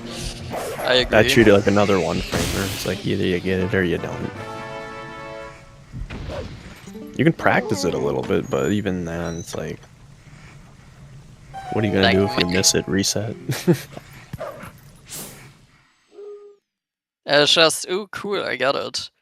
It will not matter in the end about, cool. Actually, an interesting way, like as a runner's perspective, everything matters in the moment. But then from like once you get to the end of the run, it could be any one of the 1 second mistakes that could have made a difference. It just. I mean, my second most recent PB was by 0.1 seconds, so. 0.1. Yes. I did, what was it, like 2 runs ago or something? I had, I missed PB by 1 second. It was like 1.2 seconds plus 1 point. I think I have seen that in the Discord. It was long ago though, right? It was like 3 weeks ago. The last 2 weeks have been kind of me just kind of laying low and taking it easy, but all of a sudden I'm back. Just one commentary and I feel like I could pick up that controller in PB right now. It's sub 250. If I just had an early game that was decent out of Morpheal and kept it together, because my last run actually had a sub 1 hour late game from Stellar. Ooh, that's good. So I was feeling like, dang, if I could just tighten up on my early game, and because I usually just accept whatever slop the game gives you, you know. 8-minute boots, oh well, alright, here we go. MDH Tower was also quite interesting. Whatever you decide on the time saves you take and what other things you think are riskier. You can jump attack on all the different problems here, but some are riskier, and if you bonk, you fall down quite a bit. So I think the tower climb is basically up to each runner's discrepancy, but this rooftop is almost the same for everyone. Yeah, that one is the true. Movement and everything. Because there you're really trying to optimize for the bridge cycle. I see people get to the bridge with like variance. way more time than I do, and I don't know. I've even practiced that segment a few times. It's like, why? It looks like they almost have an extra half second to a second on the bridge than I do. Like, I gotta get off it immediately on it.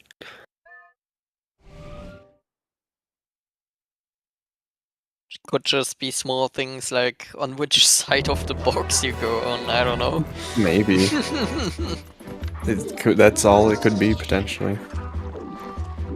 Oh, hey, look, this wolf that we talked to earlier. Really conveniently placed here. What is it is so convenient.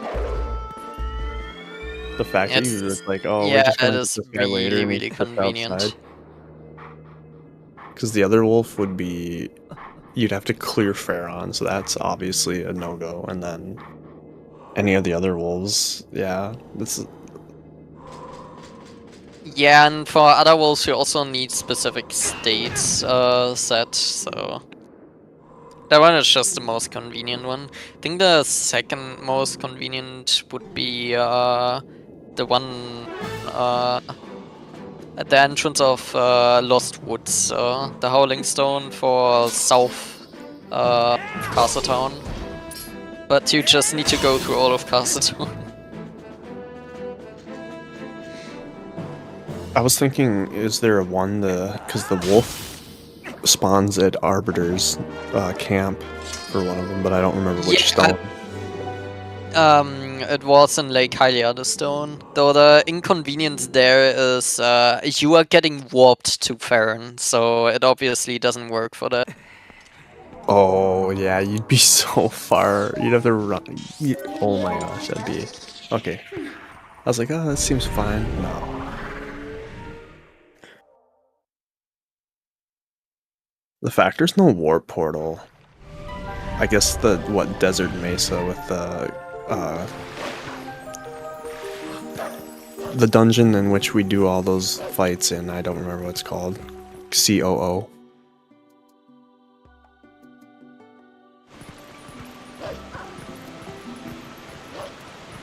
We couldn't even get that unless we had Elden Bridge too, so...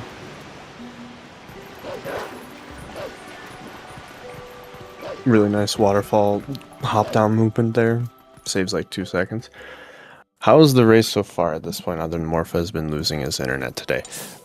We have no updates from Morpha beyond internet stuff. I've thought about asking like where they're at in the run, but I'm sure they've been stressed about other things, so just let them be. We're just talking about Jesus Run, where he just got a map glitch where he pressed Midna Call and the map on the same frame to disable these loading zones, whereas normally we'd need to go through a very long sequence of events to get Zora armor and fishing pole and a whole bunch of other things to get a fish scent. So we just skipped that by calling Midna and the map on the same frame. Morpha, as a pretty consistent runner, they were about 1 minute behind when their stream cut out at around 27 or 28 minute mark, so they have unfortunately been... He's getting EB. Hey, sorry for that short disturbance. It's getting ending blow. Okay, so that's 2-ish minutes then? Possibly. About a minute and a half. 1 minute 40 something, yeah. And we're just gonna leave the wolf. Bye bye, Holding Stone.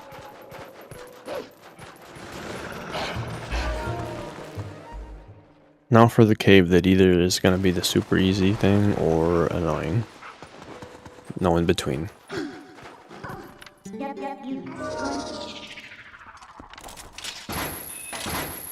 I kind of missed this segment when we had to drop bombs through it, and dropping bombs through this cave or through Snowpeak. I'm not familiar with that, so... Did the spin attack. Oh, the keys. There's no reason for that It's a either. nasty one. Yeah, if you go for it,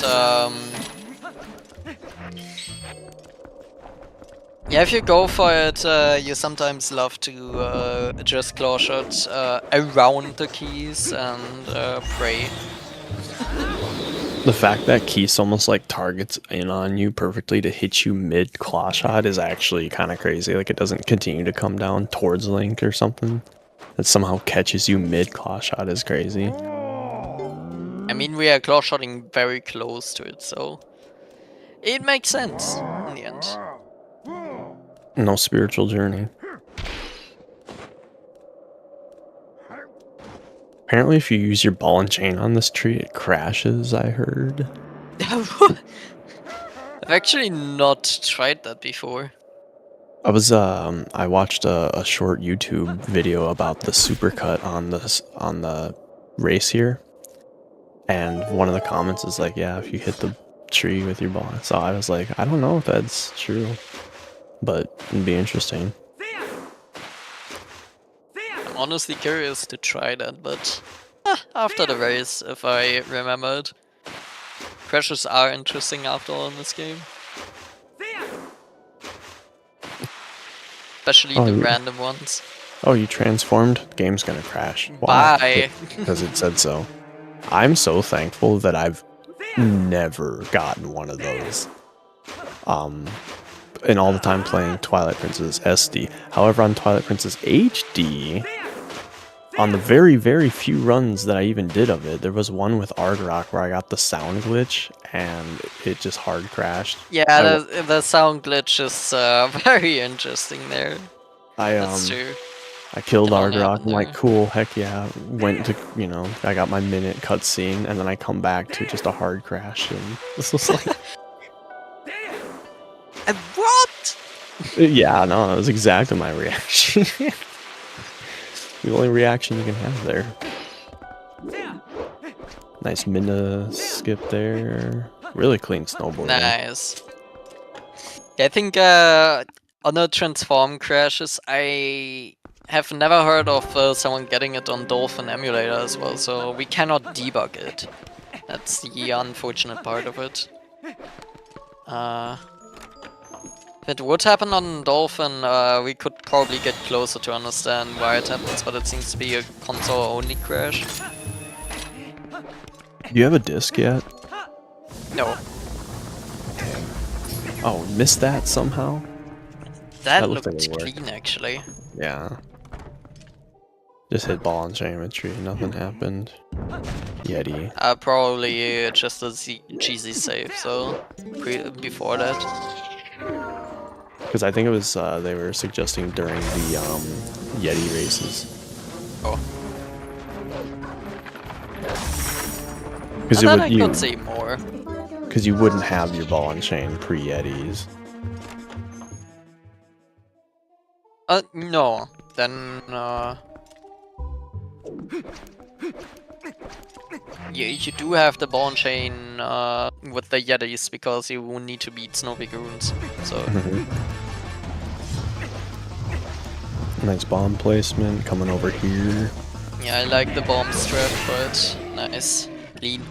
So with French, so he does the strat that I think I see everyone do, but whereas French, you want to have him throw his ball a different direction because you don't have to walk as far after the cutscene.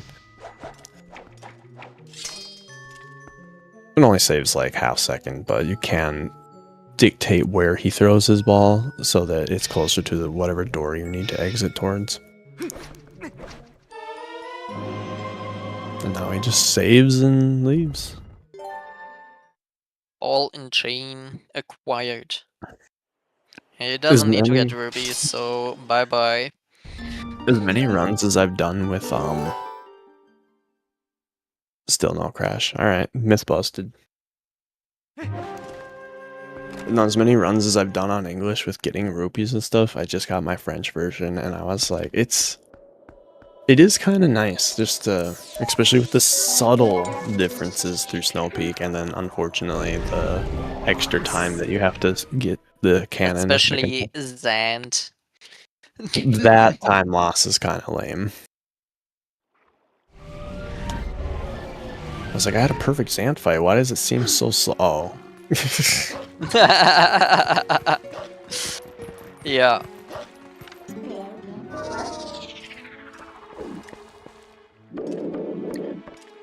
Alright, now on to our Rue, one of the most sought after characters in the development of the decomp and trying to make glitches happen. Aru duping or trying to get into our desert early. Let's go, Aru. Technically, Taz can dupe the Aru's memo.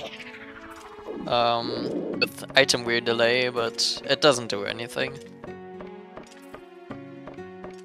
There's so many almosts in this game. Like, so many pieces of almost works or would work if this worked, which is why that I consider this to be one of the last good any percents left in the Zelda 3D main lines. It's also good to glitch hunt.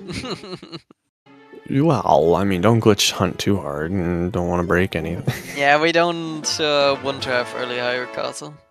I mean, if Palace is gone, that would be fine for me. Nah. But yeah, this any percent route is genuinely what many enjoy, and also is a good reason why a big chunk of runners came back now with displacement clips.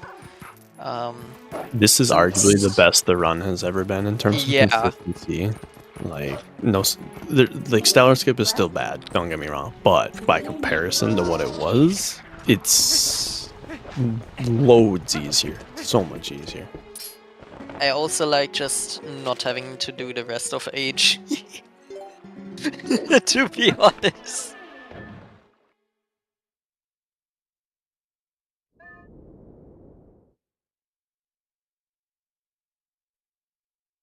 No po 1 skip screwing me up.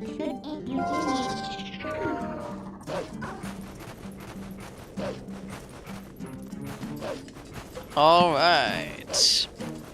So we are on 2 hearts. We want to take damage intentionally, so G slowed down here to get hit by a Moldon again. We still need to get hit by a third one that is coming up now.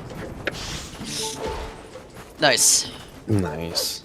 So we are on half a heart. I think you would have been fine with 1 heart, because... Oh wait, Then no, you need want half heart. you need to then take damage inside AG, which would be slow. So this is really good. This is always so risky, because that means you have to play the whole AG with a half heart, but all you got, I guess, is the gate skip and then step click. Yeah, we don't have any of the whole collecting stuff to do, so strictly take damage before is either on stealth or skip if you miss it, or if you miss early big key as human. Yeah, I don't miss having to go collect the other pose in this dungeon. That was always, oh.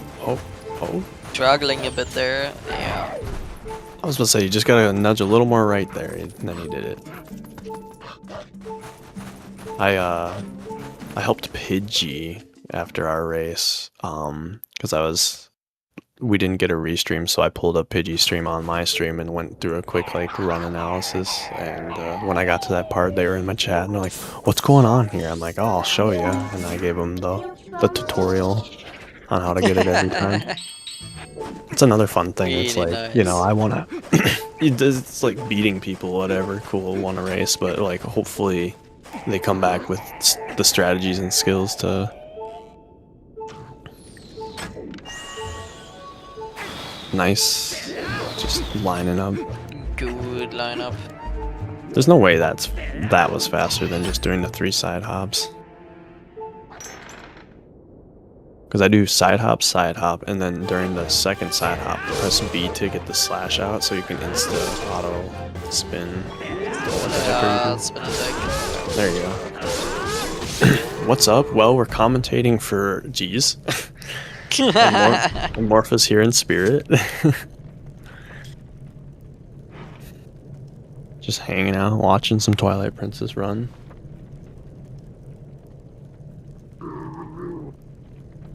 I always love how KB just looks back at you and just like snarls and all. Yeah.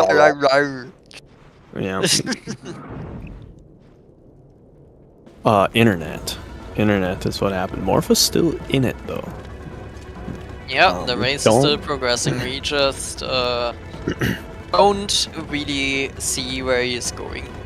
11 minutes ago it was ending blow, so... Yeah, we are expecting him to be around 1 minute 30 to 2 minutes behind G's. But that was at that point, so... Jesus just been hitting the gas with no brakes. A lot of clean execution on everything.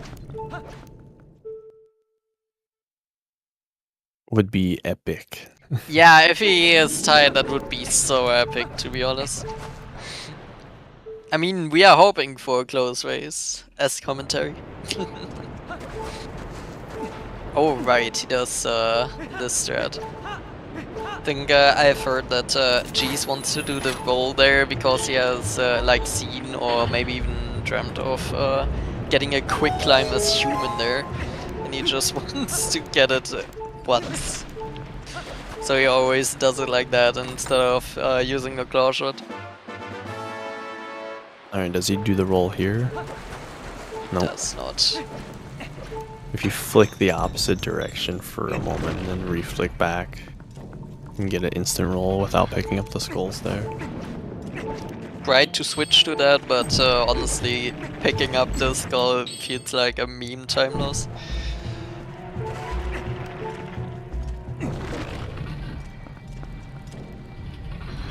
You could have gotten poked right there by those little stealth things.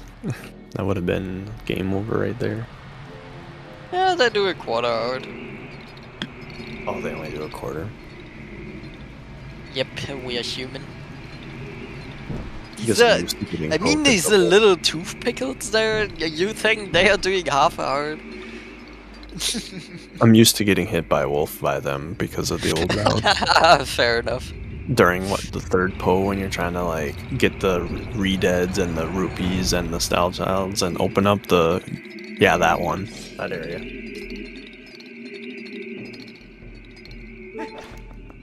You know, another thing that I like about the new tricks is the fact that the route is still the same.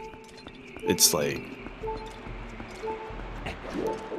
we still go through arbiters, we still get all the same things and everything. It's just slightly quicker.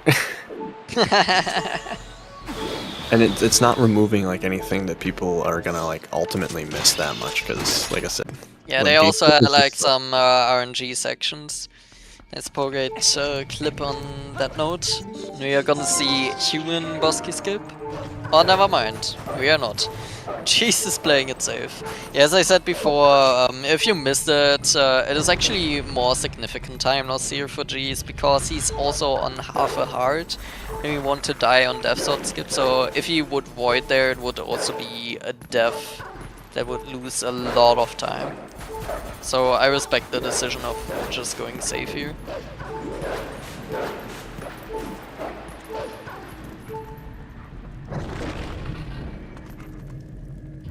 I'm gonna switch to wolf movement here because people have been saying that it no longer saves that much time as human. And I mess it up every time anyway, so it's just like, might as well. Yeah. Oh, he tried to do it without the up. No, okay. Fair enough. Breaking the skull in the process, and now almost needing getting a heart. to do these ants. Are those ants Needing or to be- locusts? I have no idea. I almost I think they'd be locusts as like a typical deserty like bug, I think. I don't Scarabs, know that maybe. name, so... Scarabs, there it is, yeah. Those freaky bugs.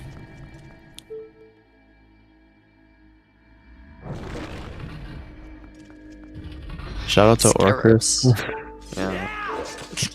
Being our resident. I'm not familiar with any of these kind of words as a non-native speaker. So I'm just calling them ants as the only thing closest to that I know. I was about to say, it doesn't matter what language that you speak, if you saw one of those in real life, you'd probably say, ugh. Good one. It doesn't matter what language. We'd all get it. Alright, here we go. Dave sword skip. Good angle, good camera. Yeah, he destroys the pot with the boomerang, he likes to do that. Thankfully he And has good gets it RNG, without buffering. Let's go. so it should be free. Gosh, that's so fast. Really And nice. it's gonna do the bomb Good kill one. here. You better not game over. There's extra text with the French on that one too, I think. Oh no, he game overed. Damn. Not defeating the boss, just getting the spinner and dipping. How dare you? That's so disrespectful to Death Sword. Such an evil boss.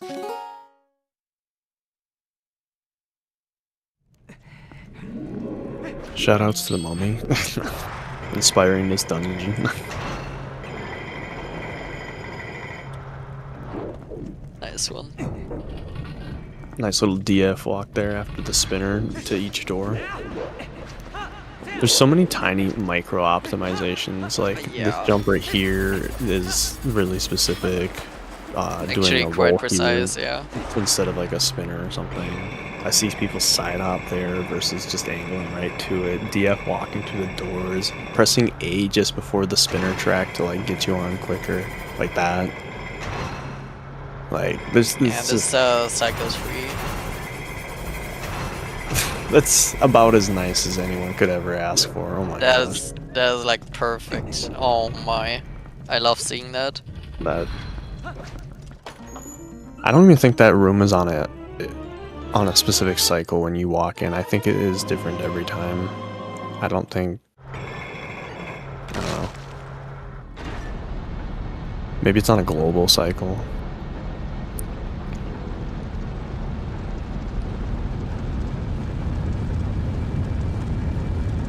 In Wind Waker Dragon Roost Cavern, one of the fire pillars was on the second you entered the dungeon, it was on a cycle. Versus specific things after loading zones. So maybe after the game over, it starts a cycle. Actually, Who no. knows? Who knows? Alright, this is the hardest part here, turning these spinners optimally. Gotta see Link twerking it, working and twerking it.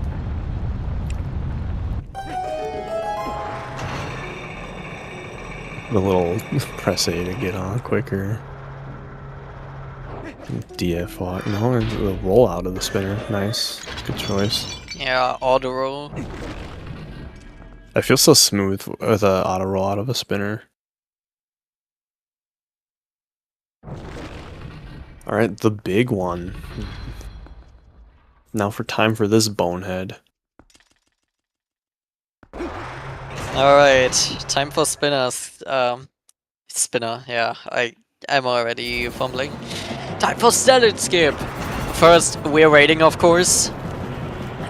Just a tiny bit for Stellard to not turn far to us, so we have pretty much a free Wranglers.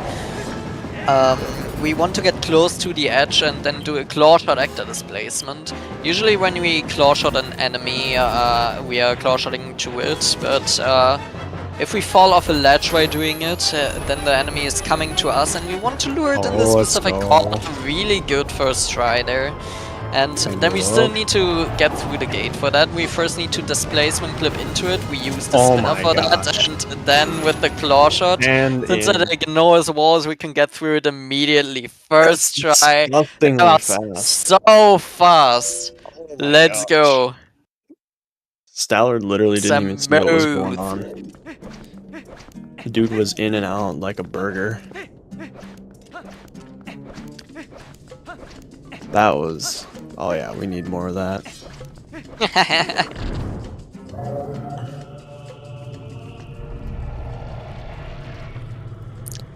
Yeah, the amount of stuff that he just did in that amount of time is even your long-winded explanation of CADs and claw shot actor displacement and stuff, like the amount of angling that he had to do to make sure his position was down to like the 100,000ths of a position, correct? Like, it's yeah, we have developed a really precise setup for that, so much better than the bomb boost notch specific. Yeah. Oh my gosh, dude. That to be fair, yeah, people got better at this game, so we also have just so much more gigantic knowledge of how to do good setups in this game.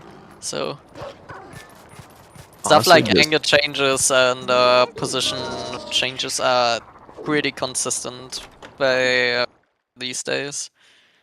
I was saying that this game needed a type of tech that could be applied to a lot of places. Like in Wind Waker HD, you have item sliding. Once that was found, it was applied to everything. Everywhere got like, oh, we item slide here, or can do this, or clip here. So for this game, in my opinion, recently, it was displacement clipping, because it's not as crazy useful in terms of like movement or anything, but there's so many little pieces that it's helped with.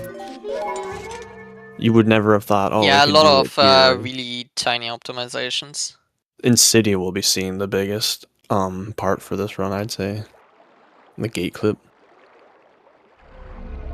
And then area alpha skip is just like, oh, it's not really even necessary. I think it only saves like 4 or 5 seconds, but it looks cool. And especially it feels cool. If you're excited to see the... Yeah, especially if you are gonna want to see TASs of this game, There's currently an any percent task in development, and it already is using different displacement clips that are not viable RTA, that are saving a lot of time. 300 rupees. What? Where are you gonna come up with 278 rupees, geez? What is his plan for this? I don't think he collected rupees the whole run, so what is he... Now what? You're talking to him again? You really want to scam him, I guess. Ah, Oh. okay, 22 rupees is all it takes, I guess. Fair enough. I don't know what G's did, but he must have rolled a natural 20 on his charisma check there. It's like, hey man, I'm the hero. Good one. I'm the hero. You help me out here, do a little something, you know. Hell, I'll pay you back. I swear. Just put it on my tab.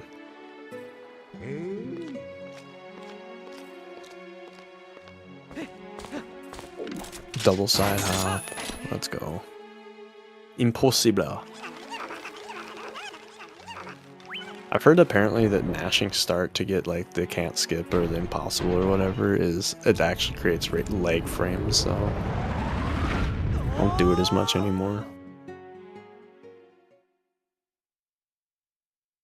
Some side ops out of a cutscene I used to do, though. I have not invested too much time into practicing this kind of stuff. Like, these are all very tiny things. There's much more time. So again, they add up.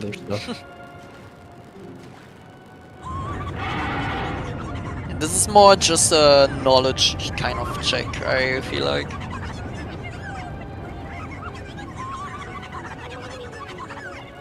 Should I call Morpha's internet provider right now on stream? Oh, they're at Pogate at 1:44 p.m.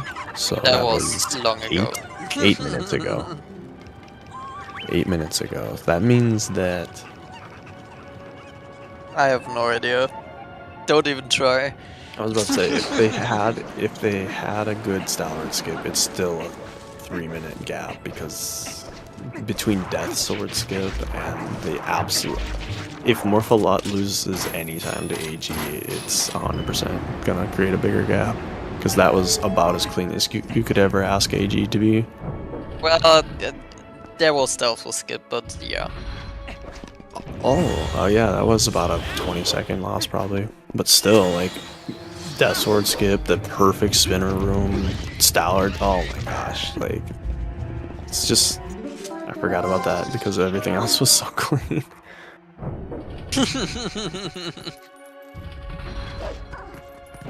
Where we like to see the good parts of the run, so fair enough. They are the true memorable things. There's not a lot of tricks here. We're down to just movement. I'm actually not gonna lie, on my recent, where I was doing late game practice, I actually enjoyed it. Like, it's just one simple hour, and like, let's say you do 3 late game practice runs instead of 1 any percent run, you might actually get more from it for your next full run. Right, right. But who practices? We just do runs. Very nice LJ. Went a little weird there.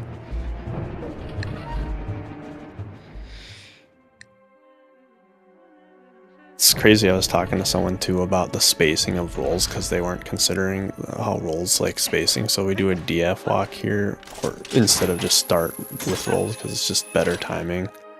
And they're like, "How do you figure that out?" Spacing, yeah. How do you figure that out? I'm like, literally just doing each room. You just do a room once, twice, 3 times, and then you're like, I guess. yeah, no, this.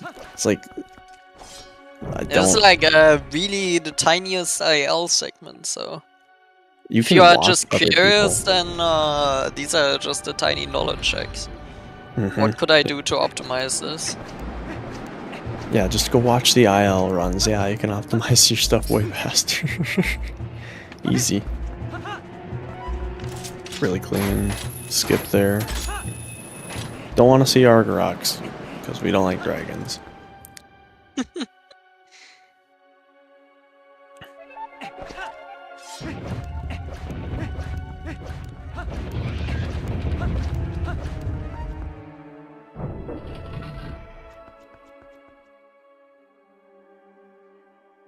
I feel bad for Morpha because recently, it's like a month and a half ago, I was having internet issues consistently too, with just like frequent disconnects. Couldn't like even stream like with Discord online and stuff, and so I called and they're like, yeah, your stuff's outdated, just come swap it out, and I haven't had issues since. Oh my god.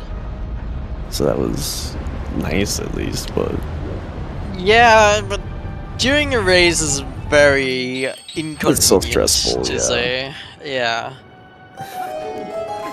It's just not now. I'm already pressured from having to perform. Well, if it makes Morpha feel any better, we're not commentating anything on them, so they no pressure. We just hope the best.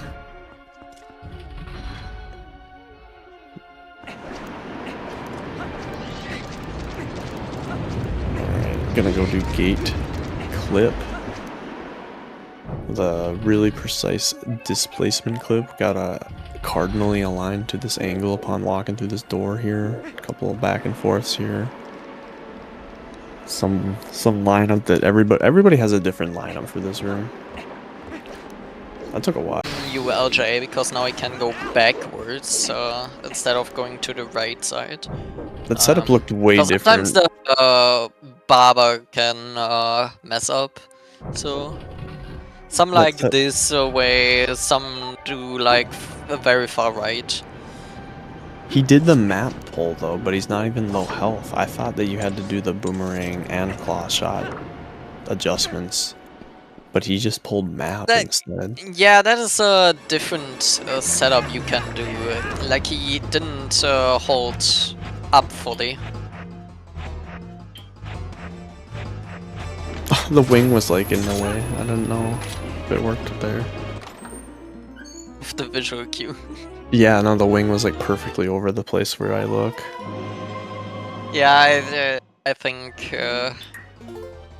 that's where I look at as well, so I think it would have worked though.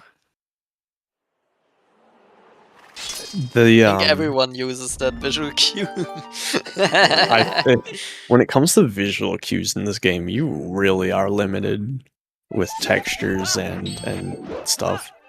That's why the angle change buffering is just like, you just really have to get used to knowing what you're looking at. I think somebody in Discord one time was like, how do I know when I'm at 40 whatever 63 for the early lake bed? I'm like, you just gotta look at it.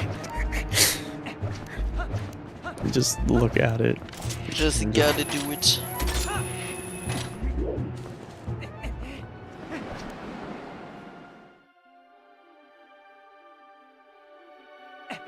On my next resume, I'm gonna put really good at the scientific method through many, many long hours of video gaming, problem solving, and optimizing things. Almost pulled out boomerang for that.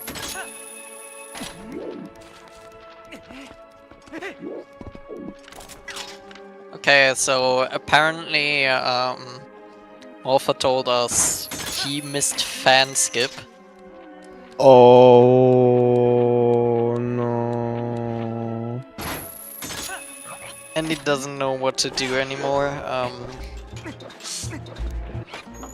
That is a big yikes. That is a lot of time lost because now you are forced to go through the entire west wing up to the north wing instead of fan skip. It says hit ARG bridge cutscene because what you would do is when you save warped, you would go back to that small key chest and then just proceed from there with your double claws, but now he has to backtrack to that room specifically, I think. Yeah. Oh my god. I think it would even be better to save warp than there and then continue, but it's like 3-4 minutes though, yeah. But that's to somebody who knows what to do. So to somebody who's never maybe even done that, I practiced that years ago. This is unfortunately just a devastating one. I practiced that like years ago because I think I missed it one time, long time ago, and I'm like, oh, I just want to be able to know the movement in case I do mess it up, and I couldn't even tell you right now because it's been so long.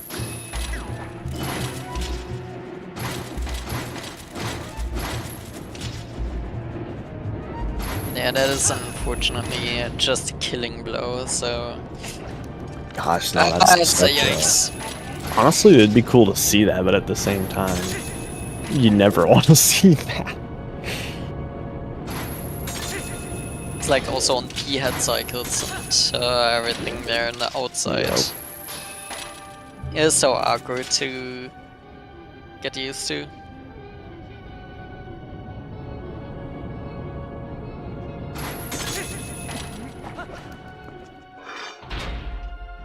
G's going for the drop down. Let's go. If you target that last target below the halfway point, then you always face towards the door when you fall down instead of away. Some people think it's a 1 frame drop, but it's actually just where you claw shot the target on.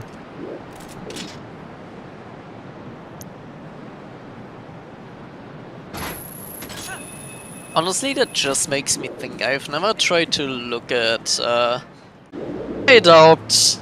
It's probably a barrier, like a perceived barrier instead of an actual like rotating fan. Yeah, I think I might actually look into that though, because it is interesting. I've not looked at that stuff yet. It would save time not needing to do fanscape.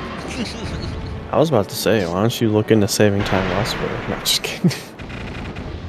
Whoa. Whoa. What else is there in this game you can save time at? Scaling the entire Palace of Twilight without Light Sword? Oh yeah. I was about to say simply just practicing more on your own terms. That's what I do. I think about all these things that I could do, but then like when it comes to executing it consistently, that's where I fall short.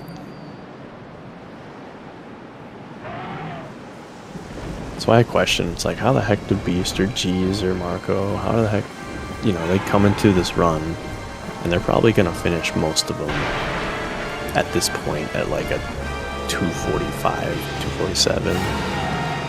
Like even with like a couple mistricks. We live in such an era. Oh, I just 2 years casually ago- dropping 245s. Yeah, 2 years ago the world record stood at 248, so... That was an absolute disgusting run too. It was so Yeah. good. It was so good, and now everyone... There are just so many people who blow it away. Don't even get me started on Nimzo, dude. He had, back when it was like 248, 20 something, he had a run that was like... 248.01. This is PB. Yeah, he had an attempt that Zelda ended up killing by like 40 seconds, and it was like right. low 247 or something. Maybe it was even high 46. I don't remember. It was insane for the time. It was about as good as you could ever ask for. Haven't seen or heard from the guy since.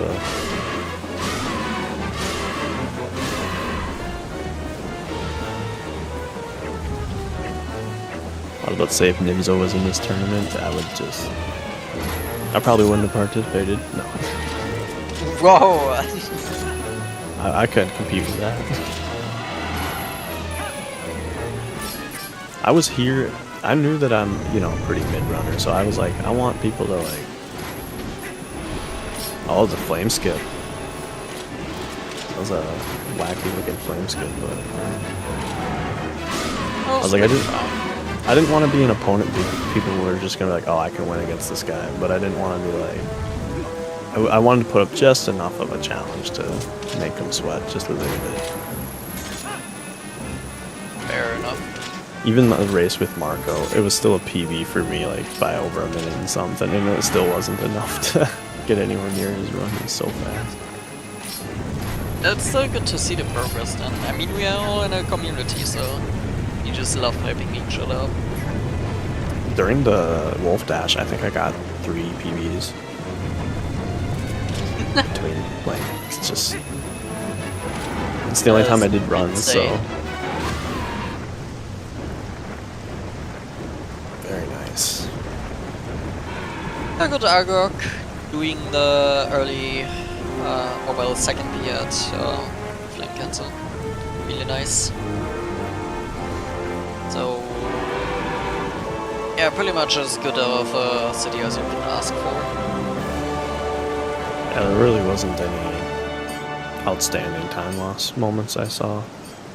Kai Clip was good. Yeah, I think that was actually a really solid segment. Fan Tower.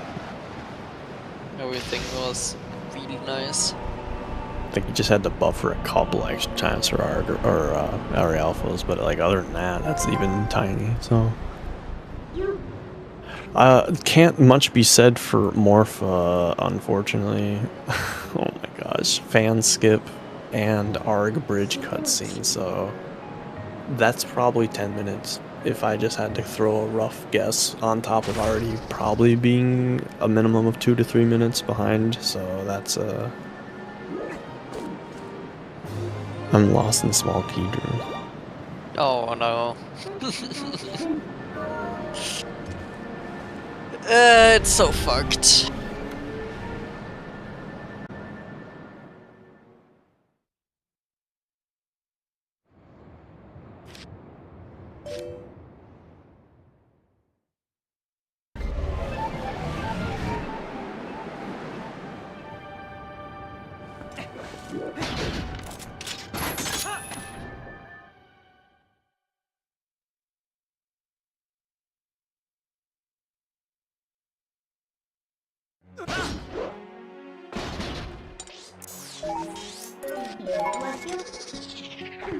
Alright, off to Palace we go.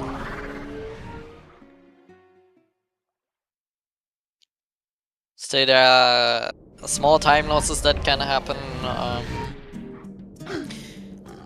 but yeah. Late game is kind of, after you've done stealth skip, it is all just basically movement, so you can very well control what time loss you get.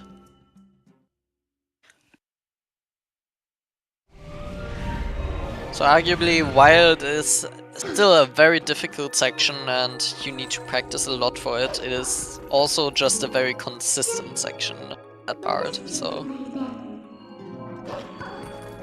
But there are a lot of different risks you can take in the setup, in the segment.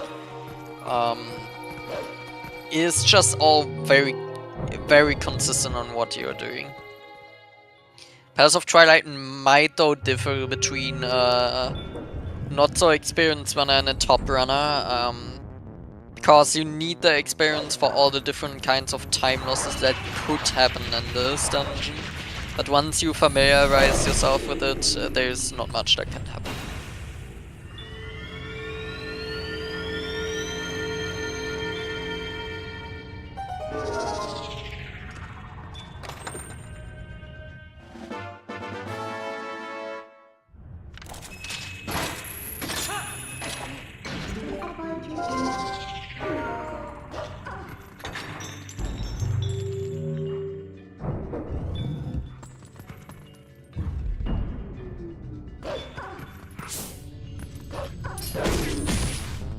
All these tiny optimizations, but yeah, just a few Zand head fights, and where swing is pretty straightforward.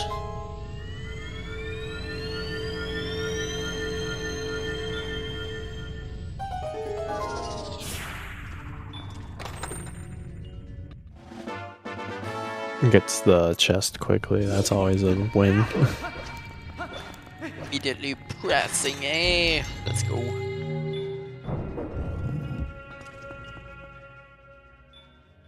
Phantom Zand. So there are small differences. What can happen here? Because the spawns of Phantom Zand are RNG.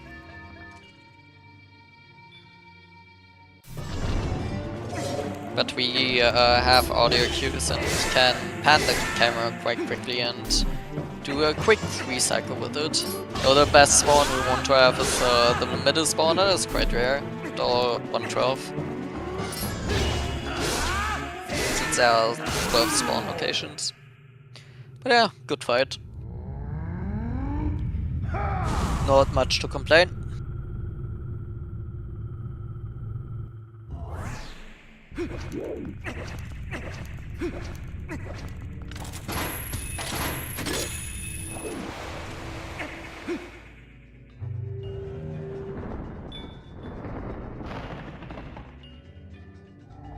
I was looking through my video stuff on my Twitch stuff, because 5 years ago I have a video, any % city backup with the route.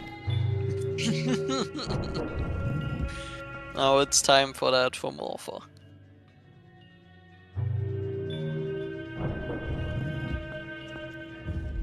He probably got around to get to Argog.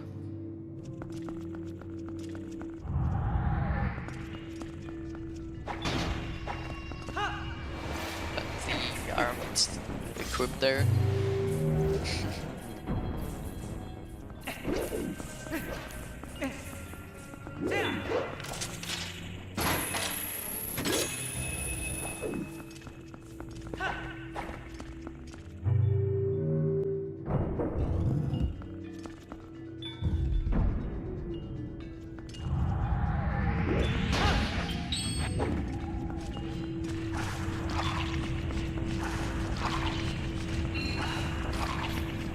Avoiding the scribbles. Again, nothing much can be said about this segment. At least for the West Wing. The right wing is a bit more brutal, but yeah, we will see what happens there. There's a particular room called Stupid Room, and it has its name for its reasons. Used to call it Mario Room because you'd go da da da da da da da da da. Falling into the pit makes sense. Oh, yeah.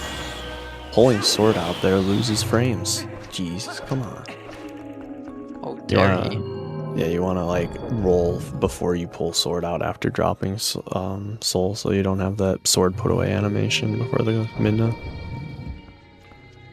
Just optimizations, jeez, come on there.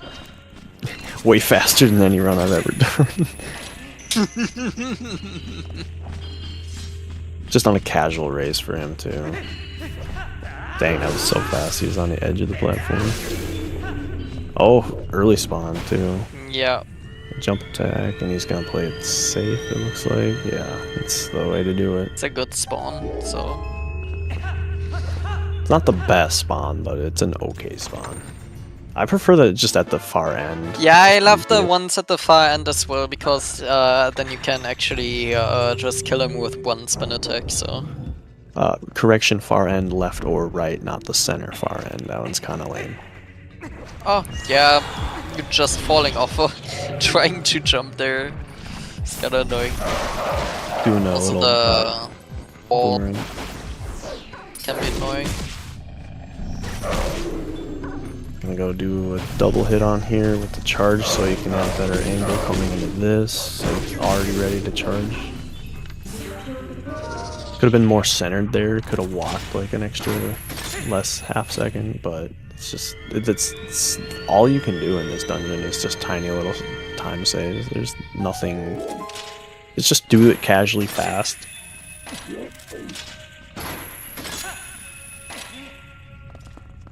Because I think he's doing this claw shot, and arguably that claw shot is a casual strat too. Where's the LJ? Ooh, nice. That was a good roll. I love that. That was really clean.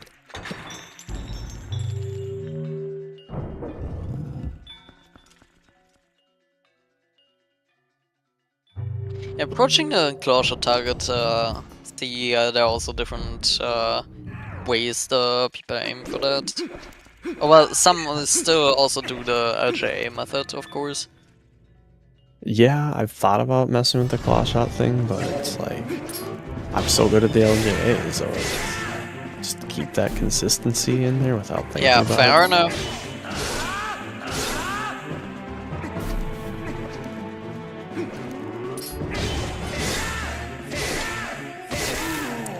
Clean fight.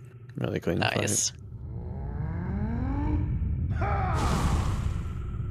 It's just, the damage in this game with the sword is just so strange how it calculates.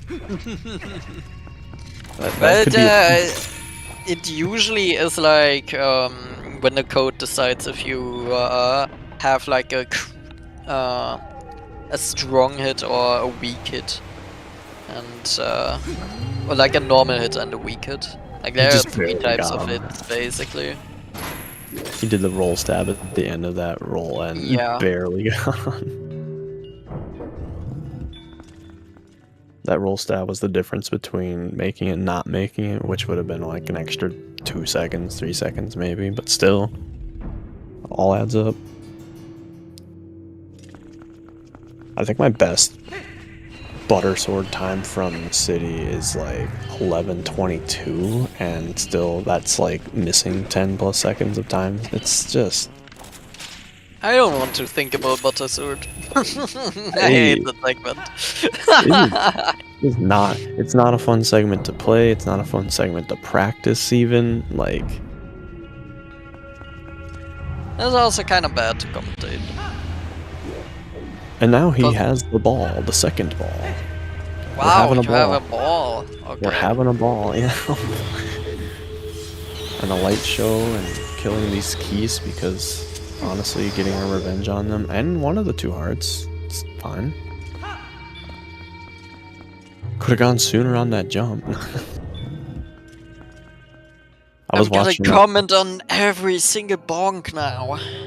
I'm trying to find details. It's just not. They're. When I was watching Pajamja and Pajamja. Yeah, Pajama, and someone commentating on someone's run, they were he was saying about the visual cue of when to jump on these platforms. I was like, that's... Because, like, he could have gone like a half second sooner there, maybe. It is Oh, not nice that side deep, bro. With Pajamja, it is, clearly, and the dude also... Oh, nice setup. The Got guy thrown also off the pushing boat. world record, too, so it makes sense how he's figuring out all these time saves and making it. Pretty impressive. Excalibur Luminaire.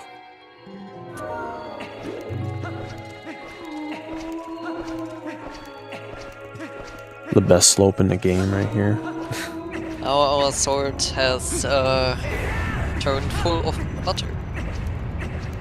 It will cut through these enemies like a hot knife through butter or something like that.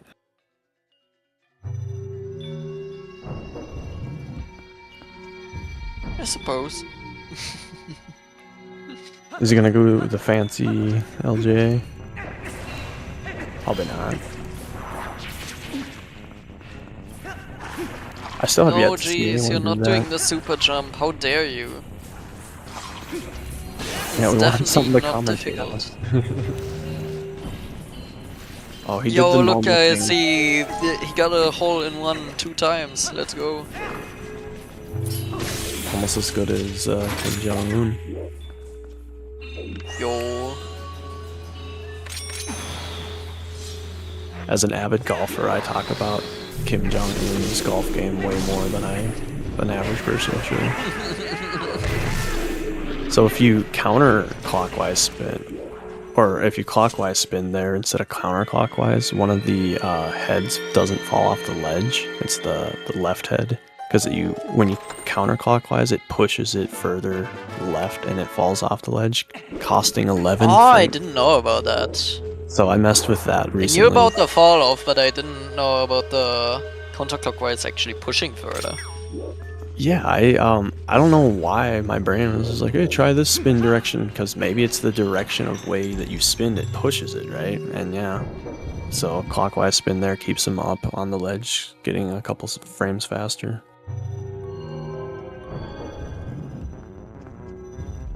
There was another thing I saw in Bajams, this commentary or commentating someone else's like playthrough. They're like, oh, do you know about this strat? And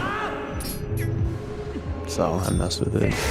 It's just 11 frames, free, easy money.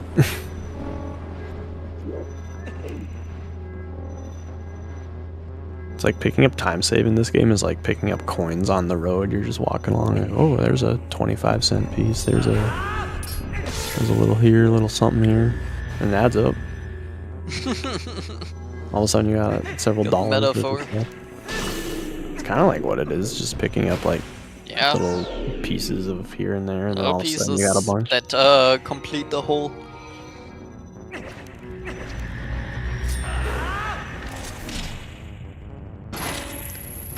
Nice fast claw shot here. He's just got to get these other ones. That was a slow aim, unfortunately. There we go, quick aim on that one. You wouldn't even notice too. It's just like, oh, that claw shot came out like a half second slower because he didn't go into C up first or hit target. Oh yeah, he's got all day for that. If you're late on that, you can actually, when you jump off, you want to jump attack like halfway down or like even further down, and it will dodge the balls. But if you're that early, it doesn't matter. So there is a method to maybe backing it up if you do have slower targeting going up in the boss key area. I'm very unsure.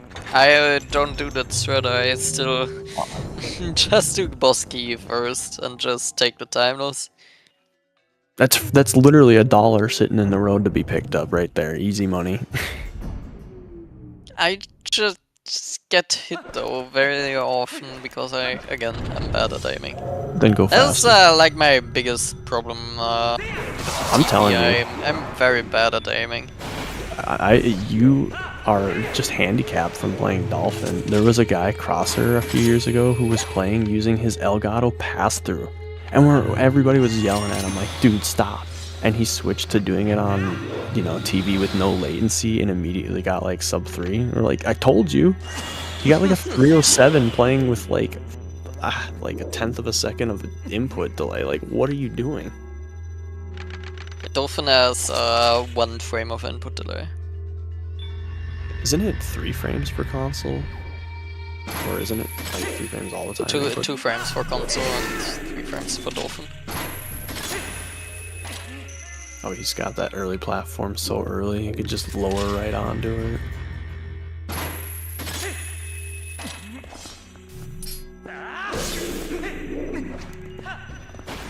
Far spawn. Up with that Zant head up there too, you want to hit them in a way so they don't fall off either. I think about that too when I'm there. Another 11 frames to be saved.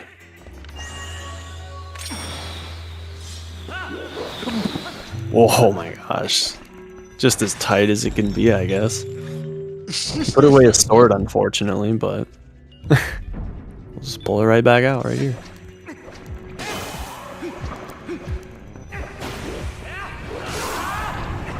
Dang. It's like he predicted that. Wow, they're just spawning. He's spawn killing them. Not even giving him a chance. How does he know? It's like they don't even, they just come pre-dead. They're not even, it's like defective enemies from last battles. They're just throwing dead ones at you. It's funny how OP the light sword is, but like, it is so anticlimactic at the same time. Yeah, and it doesn't work anywhere else other than this part of the... It works on other Shadow Beast fights, to be fair, but like in the vanilla game you're not really encountering that. Unless you like skipped some fights intentionally. Like the Shadow Beast fight in Isa. We get French time loss.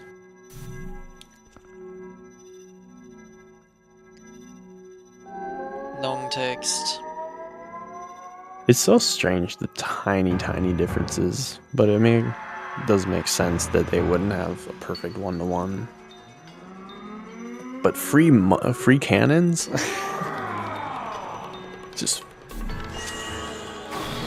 complete oversight on the cannon text.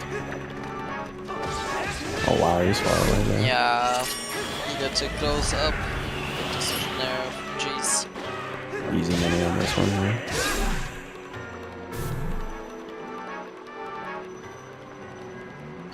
Alright, Dan Goro, can he do it? It's on 42 pace? What? You sure? With a missed Gorge Void?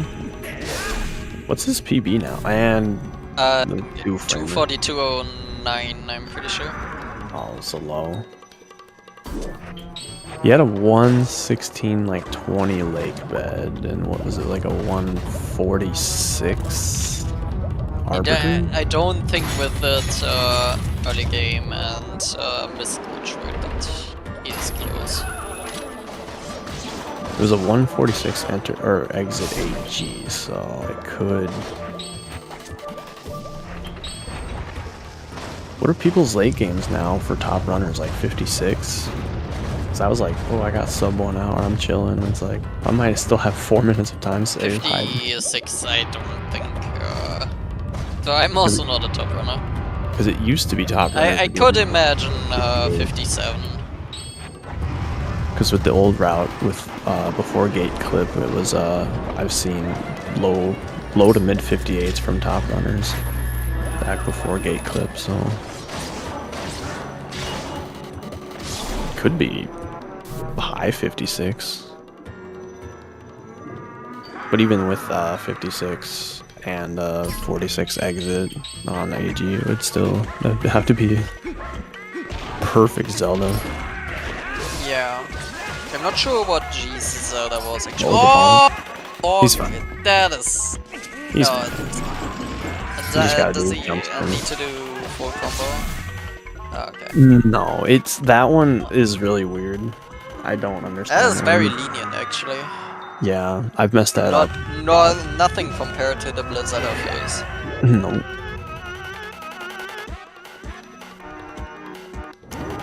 No, I thought about messing around with that oop phase because it's just like, what, need to put in maybe like 2 more slashes if you bonk and don't get the full combo. Oh, almost missed it. Where we end with the stab there. Get the forward momentum again. Really nice. Yeah, I tried to do the fast combo one time, and since he was just the tiniest bit out of range, the stab didn't, or the last hit didn't hit him because it wasn't the extended range stab. I was like, missed it by changing 44 pace. I believe that. That makes sense, yeah. But still, damn. Dude is cooking with fire. 1 stab, 2 stabs, spin attack. Good, nice. Jeez, you're going so fast, it's hard to commentate. What's going on? This time What do I'm you mean? already It's just excited. the onions anxious date people saying. Sorry. I liked it.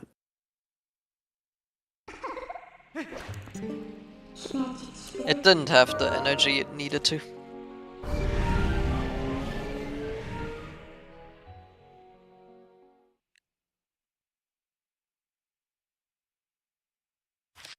Yeah, the game wasn't actually anything too crazy. There's a lot of people streaming Twilight Princess right now all of a sudden. This game is popular. I don't blame them. It's a good game.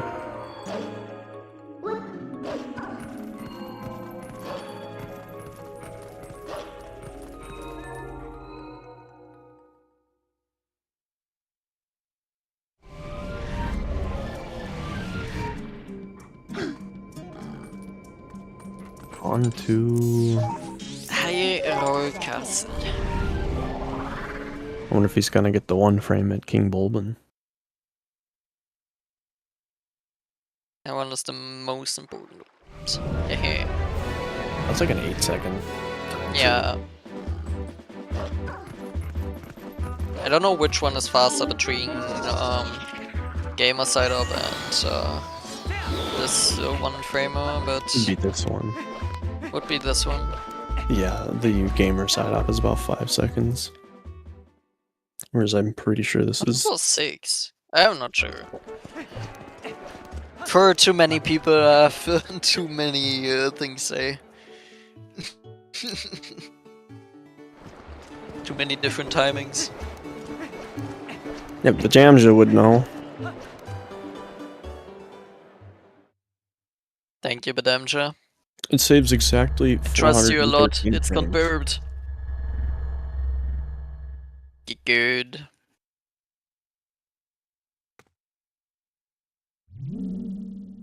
We should come up with a setup for gamer side hop. No,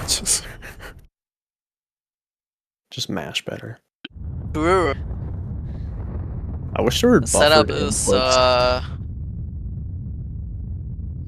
yeah, I think the setup is play on HD.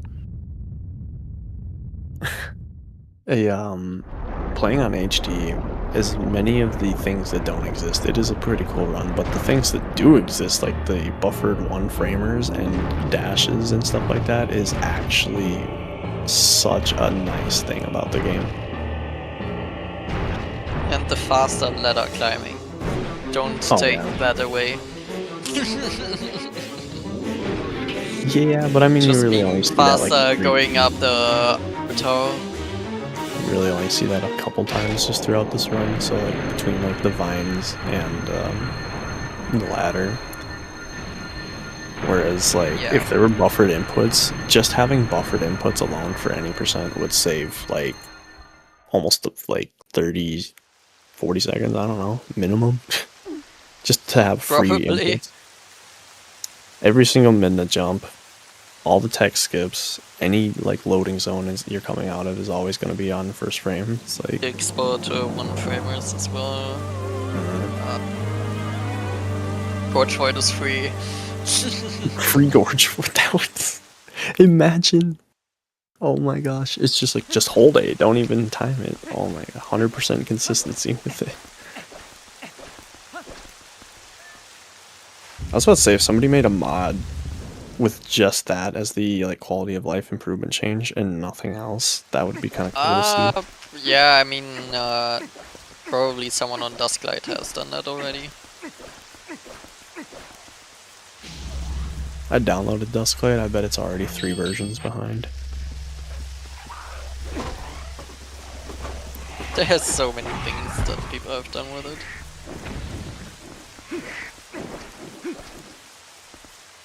Maybe next year, or, well, if next year is Wolfdash. Let's say just next Wolfdash, we might see Dusklight, but probably not. Depends on how, if we make a mod that is very similar to it. The in-game time would have to be more used, I guess. But Dolphin emulator is allowed, so it would be other differences.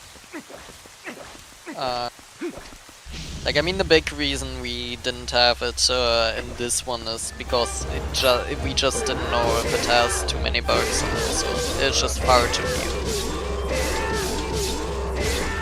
If it does open up avenues for other runners to be able to join the next Wolfdash, could be like absolutely huge. But absolutely. I don't know how, cause yeah, how to balance it, I suppose. I'm not sure. Because there's a lot of people who are getting sub-3s like every single run, and then there's a bunch of people that were getting like between 310 and 330. So yeah, but this is because the leaderboards go by in-game time. There's still RTA time that you can submit. Yeah. But the leaderboards just go by. Oh, you got the nice boot and the backflip. Let's go.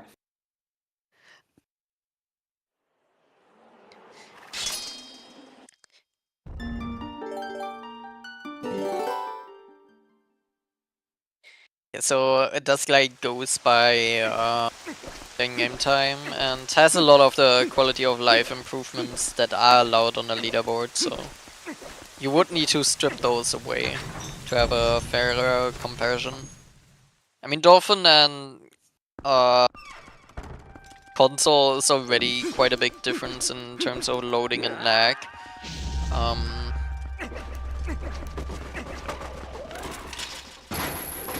And of course also other version differences. In this Wolfdash, I think it was the first time that we have seen HD be presented. I'm not sure if in the other Wolfdash races we ever had HD. I was about to say, it's a or really... even we. No, though, I think we have seen. Yeah, it just wasn't as competitively viable as it is, but dang, Forest Escape. That is such a rough thing for those runners. Gosh, who found Forest Escape for the Wii? Who would do such a thing? It was a contribution of many, but I think mainly Redemption, if I remember. It was also a displacement clip, so... Yeah, who would do that? We just wanted to be faster, goddamn.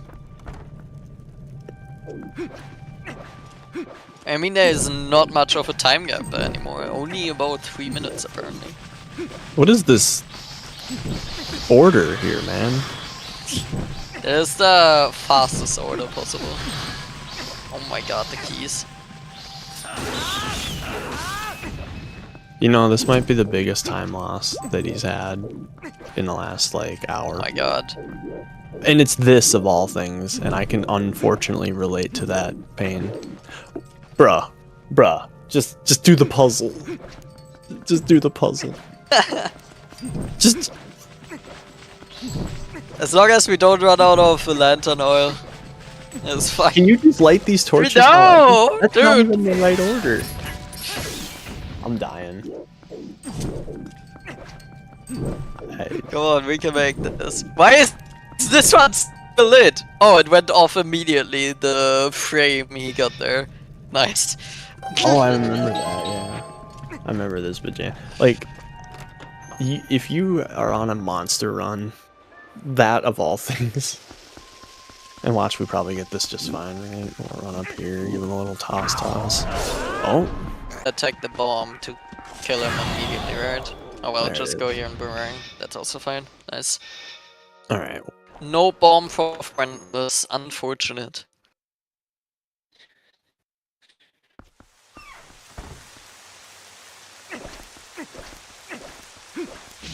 Let's see here.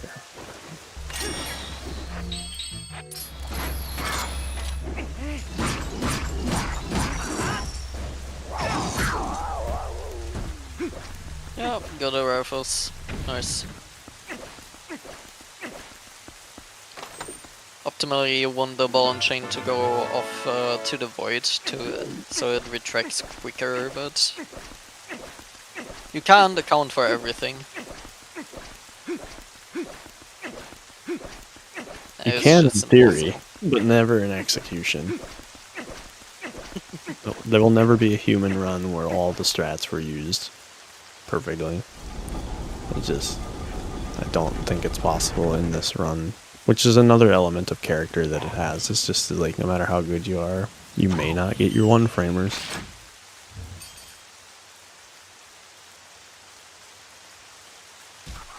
Yeah, community sum of best. I'm not sure where it is sitting currently. Is it a 237 or is it actually a 236? No, it's a 235.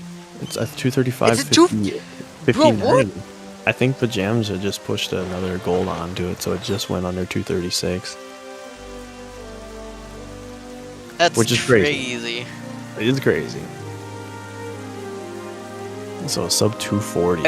I think the first any percent test was 233 or something. So 2018. we are pushing close to it. Oh my god. Wasn't Jim's TAS reveal also the reveal to morph hover to skip the fairy hover from Wind Waker HD back then? I swear. It was like, oh, I'm gonna release this and this on the same day. Alright, let's get to speedrunning Wind Waker. It's like...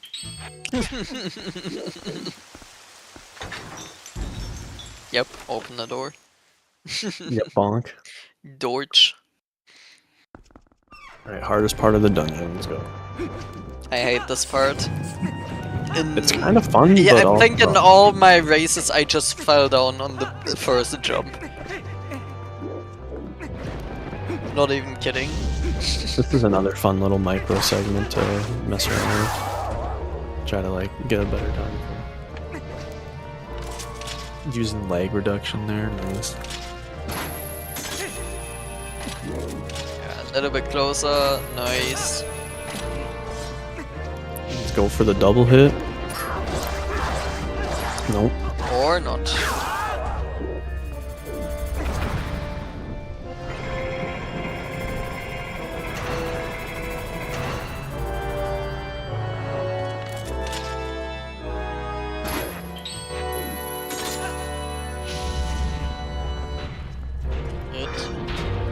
There was a really tiny optimization there.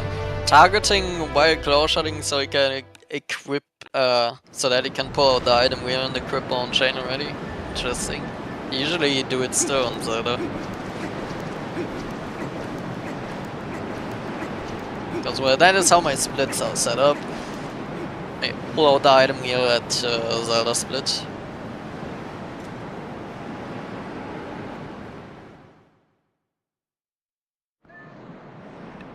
The only thing that matters when it comes to equips is doing it during something else. During a roll, during a claw shot, during a cutscene, wait. And we got all the time in the world for Zelda to wait.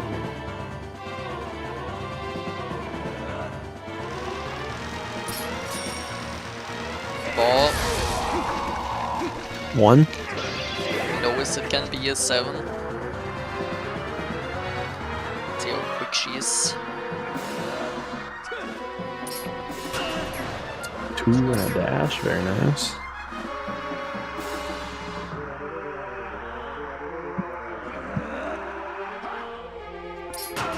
Oh, 3 and a dash.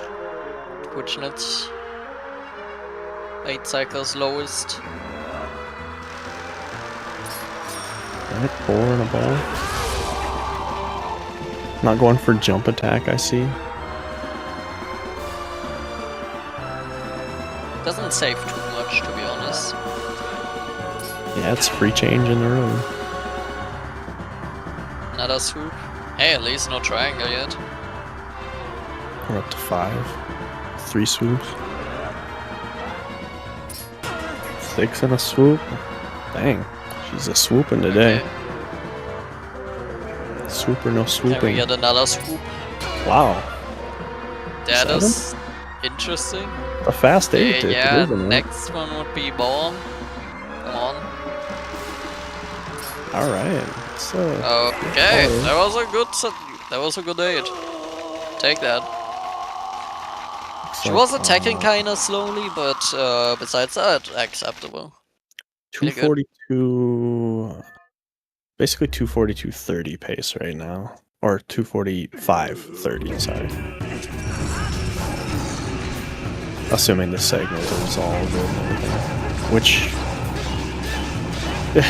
as easy as this segment is, when you're on good pace or after like a long run, just nerves or fatigue can be present as well. I've made mistakes on horseback. I don't even want to talk about it so bad. Also, hi John. Speaking head, man. Why do that sound so sad? Good combo set. Yeah, maybe. Nasty don't be skinning. Good spawn too. Noise. Just don't want to be facing the face of the throne room area. So if he spawns behind you like that, it's perfect because then you can throw him away from it too. Cut leg frames out as much. This fight can differ between 2 people. It looks identical, but if somebody's staring at the throne room more, it can add up like a second or 2. Same thing with Zelda too. Constantly not trying to look at the throne area.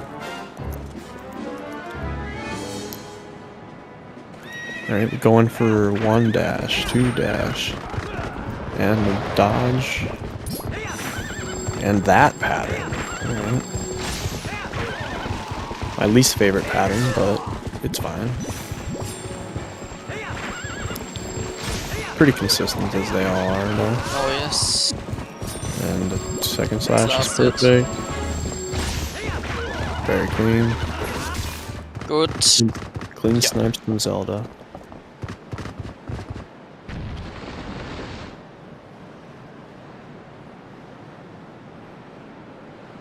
Wow, you know, we're getting to the end of the run here. Very interesting race today. 1-person commentary for 2 hours. Let's go. Yeah, nothing to do about it. It's Too hot. unfortunate as the internet is. 2 commentators for 1 person's race. Yep. We're here. We're here supporting the team. That's basically what we're doing today. It is hard. It's much harder than you would think it would be.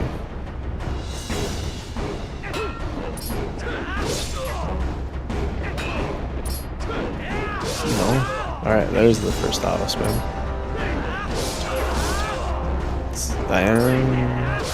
That was kind of bullshit. Yeah, being up along those barriers bad for lag. Yeah, being up along those barriers bad for lag. GG's. 245 7, I think. Yeah. 39 it says. These are there. GG's. To join an interview if you want to. Sadly, impossible to view morpha stream. It still hasn't come back. For our information, he has defeated Zan and is probably about to be in skip. Was just a fatal blow there. That's one of those things that you never even think about because it's so easy to do that trick, and then all of a sudden you're 1 footstep forward, and it's like, oh.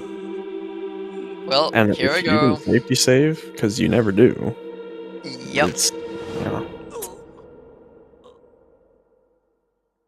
Safety save just costs too much time. We'll be never seeing this Ganondorf character probably ever again.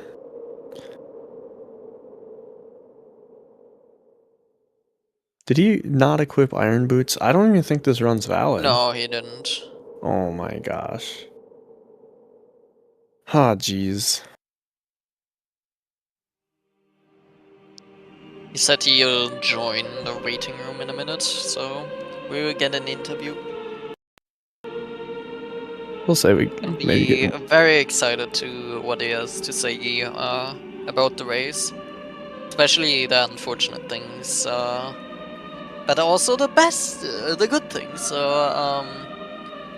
I did especially like his late game. Though his early game was also... his early game and mid game was pretty solid, considering the RNG he had. Besides that, he just played really well just according to what RNG he got. Hey, welcome. How you doing? Hello, G's. Doing okay, thanks. GG's to the race. How do you feel? A bit disappointed by the early game, 102 Laneru, and the lantern at the end. The lantern is surprisingly hard. It's just my first time failing this, so I'm gonna have to learn a few things. Yeah, there were... like early game, I suppose goats and bow was a bit of a struggle. And Gorge Void. Such. Yeah, Gorge Void is the big one there, of course. Yeah. It's fine. It was just very strange not knowing where my opponent was at all until Badan said they were at EB. Yeah, I could think there are some nerfs in there, just thinking about the opponent and you cannot see him. If you actually are prepared to it, usually in a race. The last time we saw Morpha was about 26 minutes, and they ended up losing about a minute and something to the Purple Mist. Like, they didn't simply put away the lantern. So they voided and voided like 4 or 5 times. Yeah, so there was already a minute there, and then all of a sudden the stream cut out, and we're like, did they rage quit, or...? It's unfortunate, the internet, so not much to do about that. Yeah, but again, besides that, this was really solid. I want to also shout out the AG, it was really good, with the exception of Stealth or Skip. The Stealth Skip especially was pretty fast, so... City was really clean, Palace looked really nice, Subtract Lantern Puzzle, Hyrule was clean. Like... Yeah, So it was a really nice. good late game. So I'm not gonna complain. That's gonna be, if I'm not mistaken, that's gonna be my third tournament that I get at least third place. So that's nice. That was the you've definitely objective. been putting in the work over the years, and it shows. Like your just consistency, even with really advanced strats, is just off the charts. So just huge progress there. Yeah, I'm gonna have my rematch against the Beast. Yep, you will now move on in the losers finals versus Bewilderbeast, and you have previously run against him in the winners semi-finals, so we'll be excited to see a rematch there, with the winner then facing Bedamja in a best of 3 with winner's advantage. Yeah, I would love to go into finals against Badam, but we'll see. That would be It's awesome. it's getting really competitive there in the main bracket, so really exciting stuff. Is Marco out of the brackets? Yes, Yes. we only got 2 races left now in the main bracket with Bewilderbeast versus Cheese and then Damsha versus the winner of that. Oh yeah, that'd be. Oh, it's getting hype.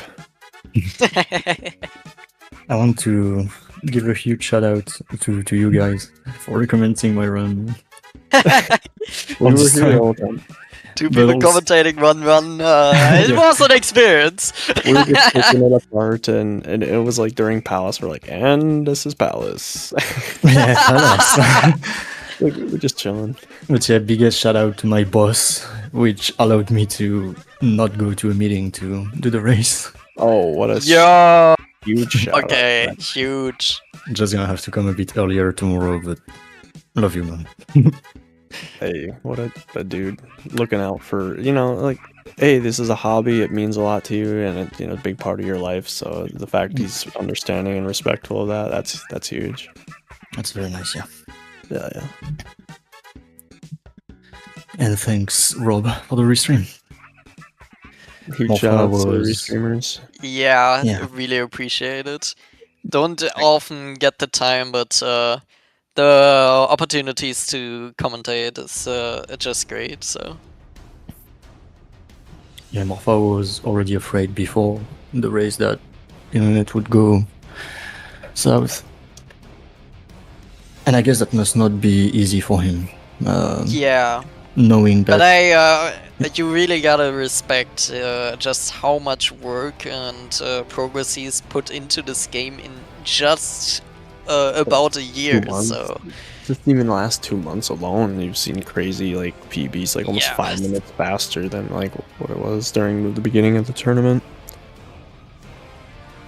It's just insane. I love these tournaments because a lot of people who are competitive, it really drives them to lock in and absolutely, yeah.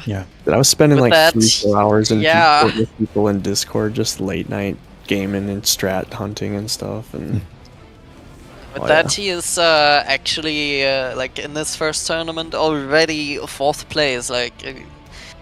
We can see great things there then from Morpha. Yeah. It's really unfortunate for him.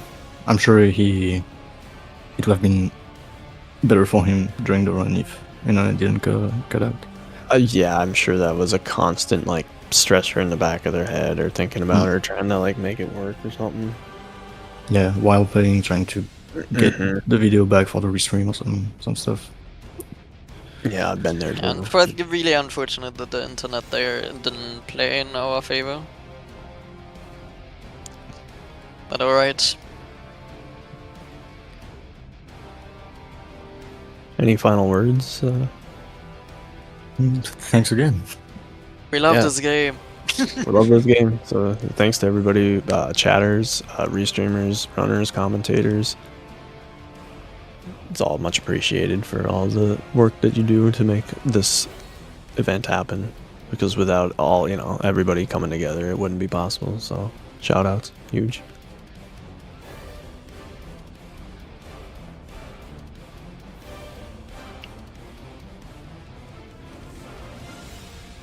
So yeah, then I believe I will wrap this up. Thanks, guys, for the race and cheers. Thanks, Dean, and spicy juice for the commentary. It was a bit of a was a bit of a showcase of the minutes. So yeah, It was good. It was fun.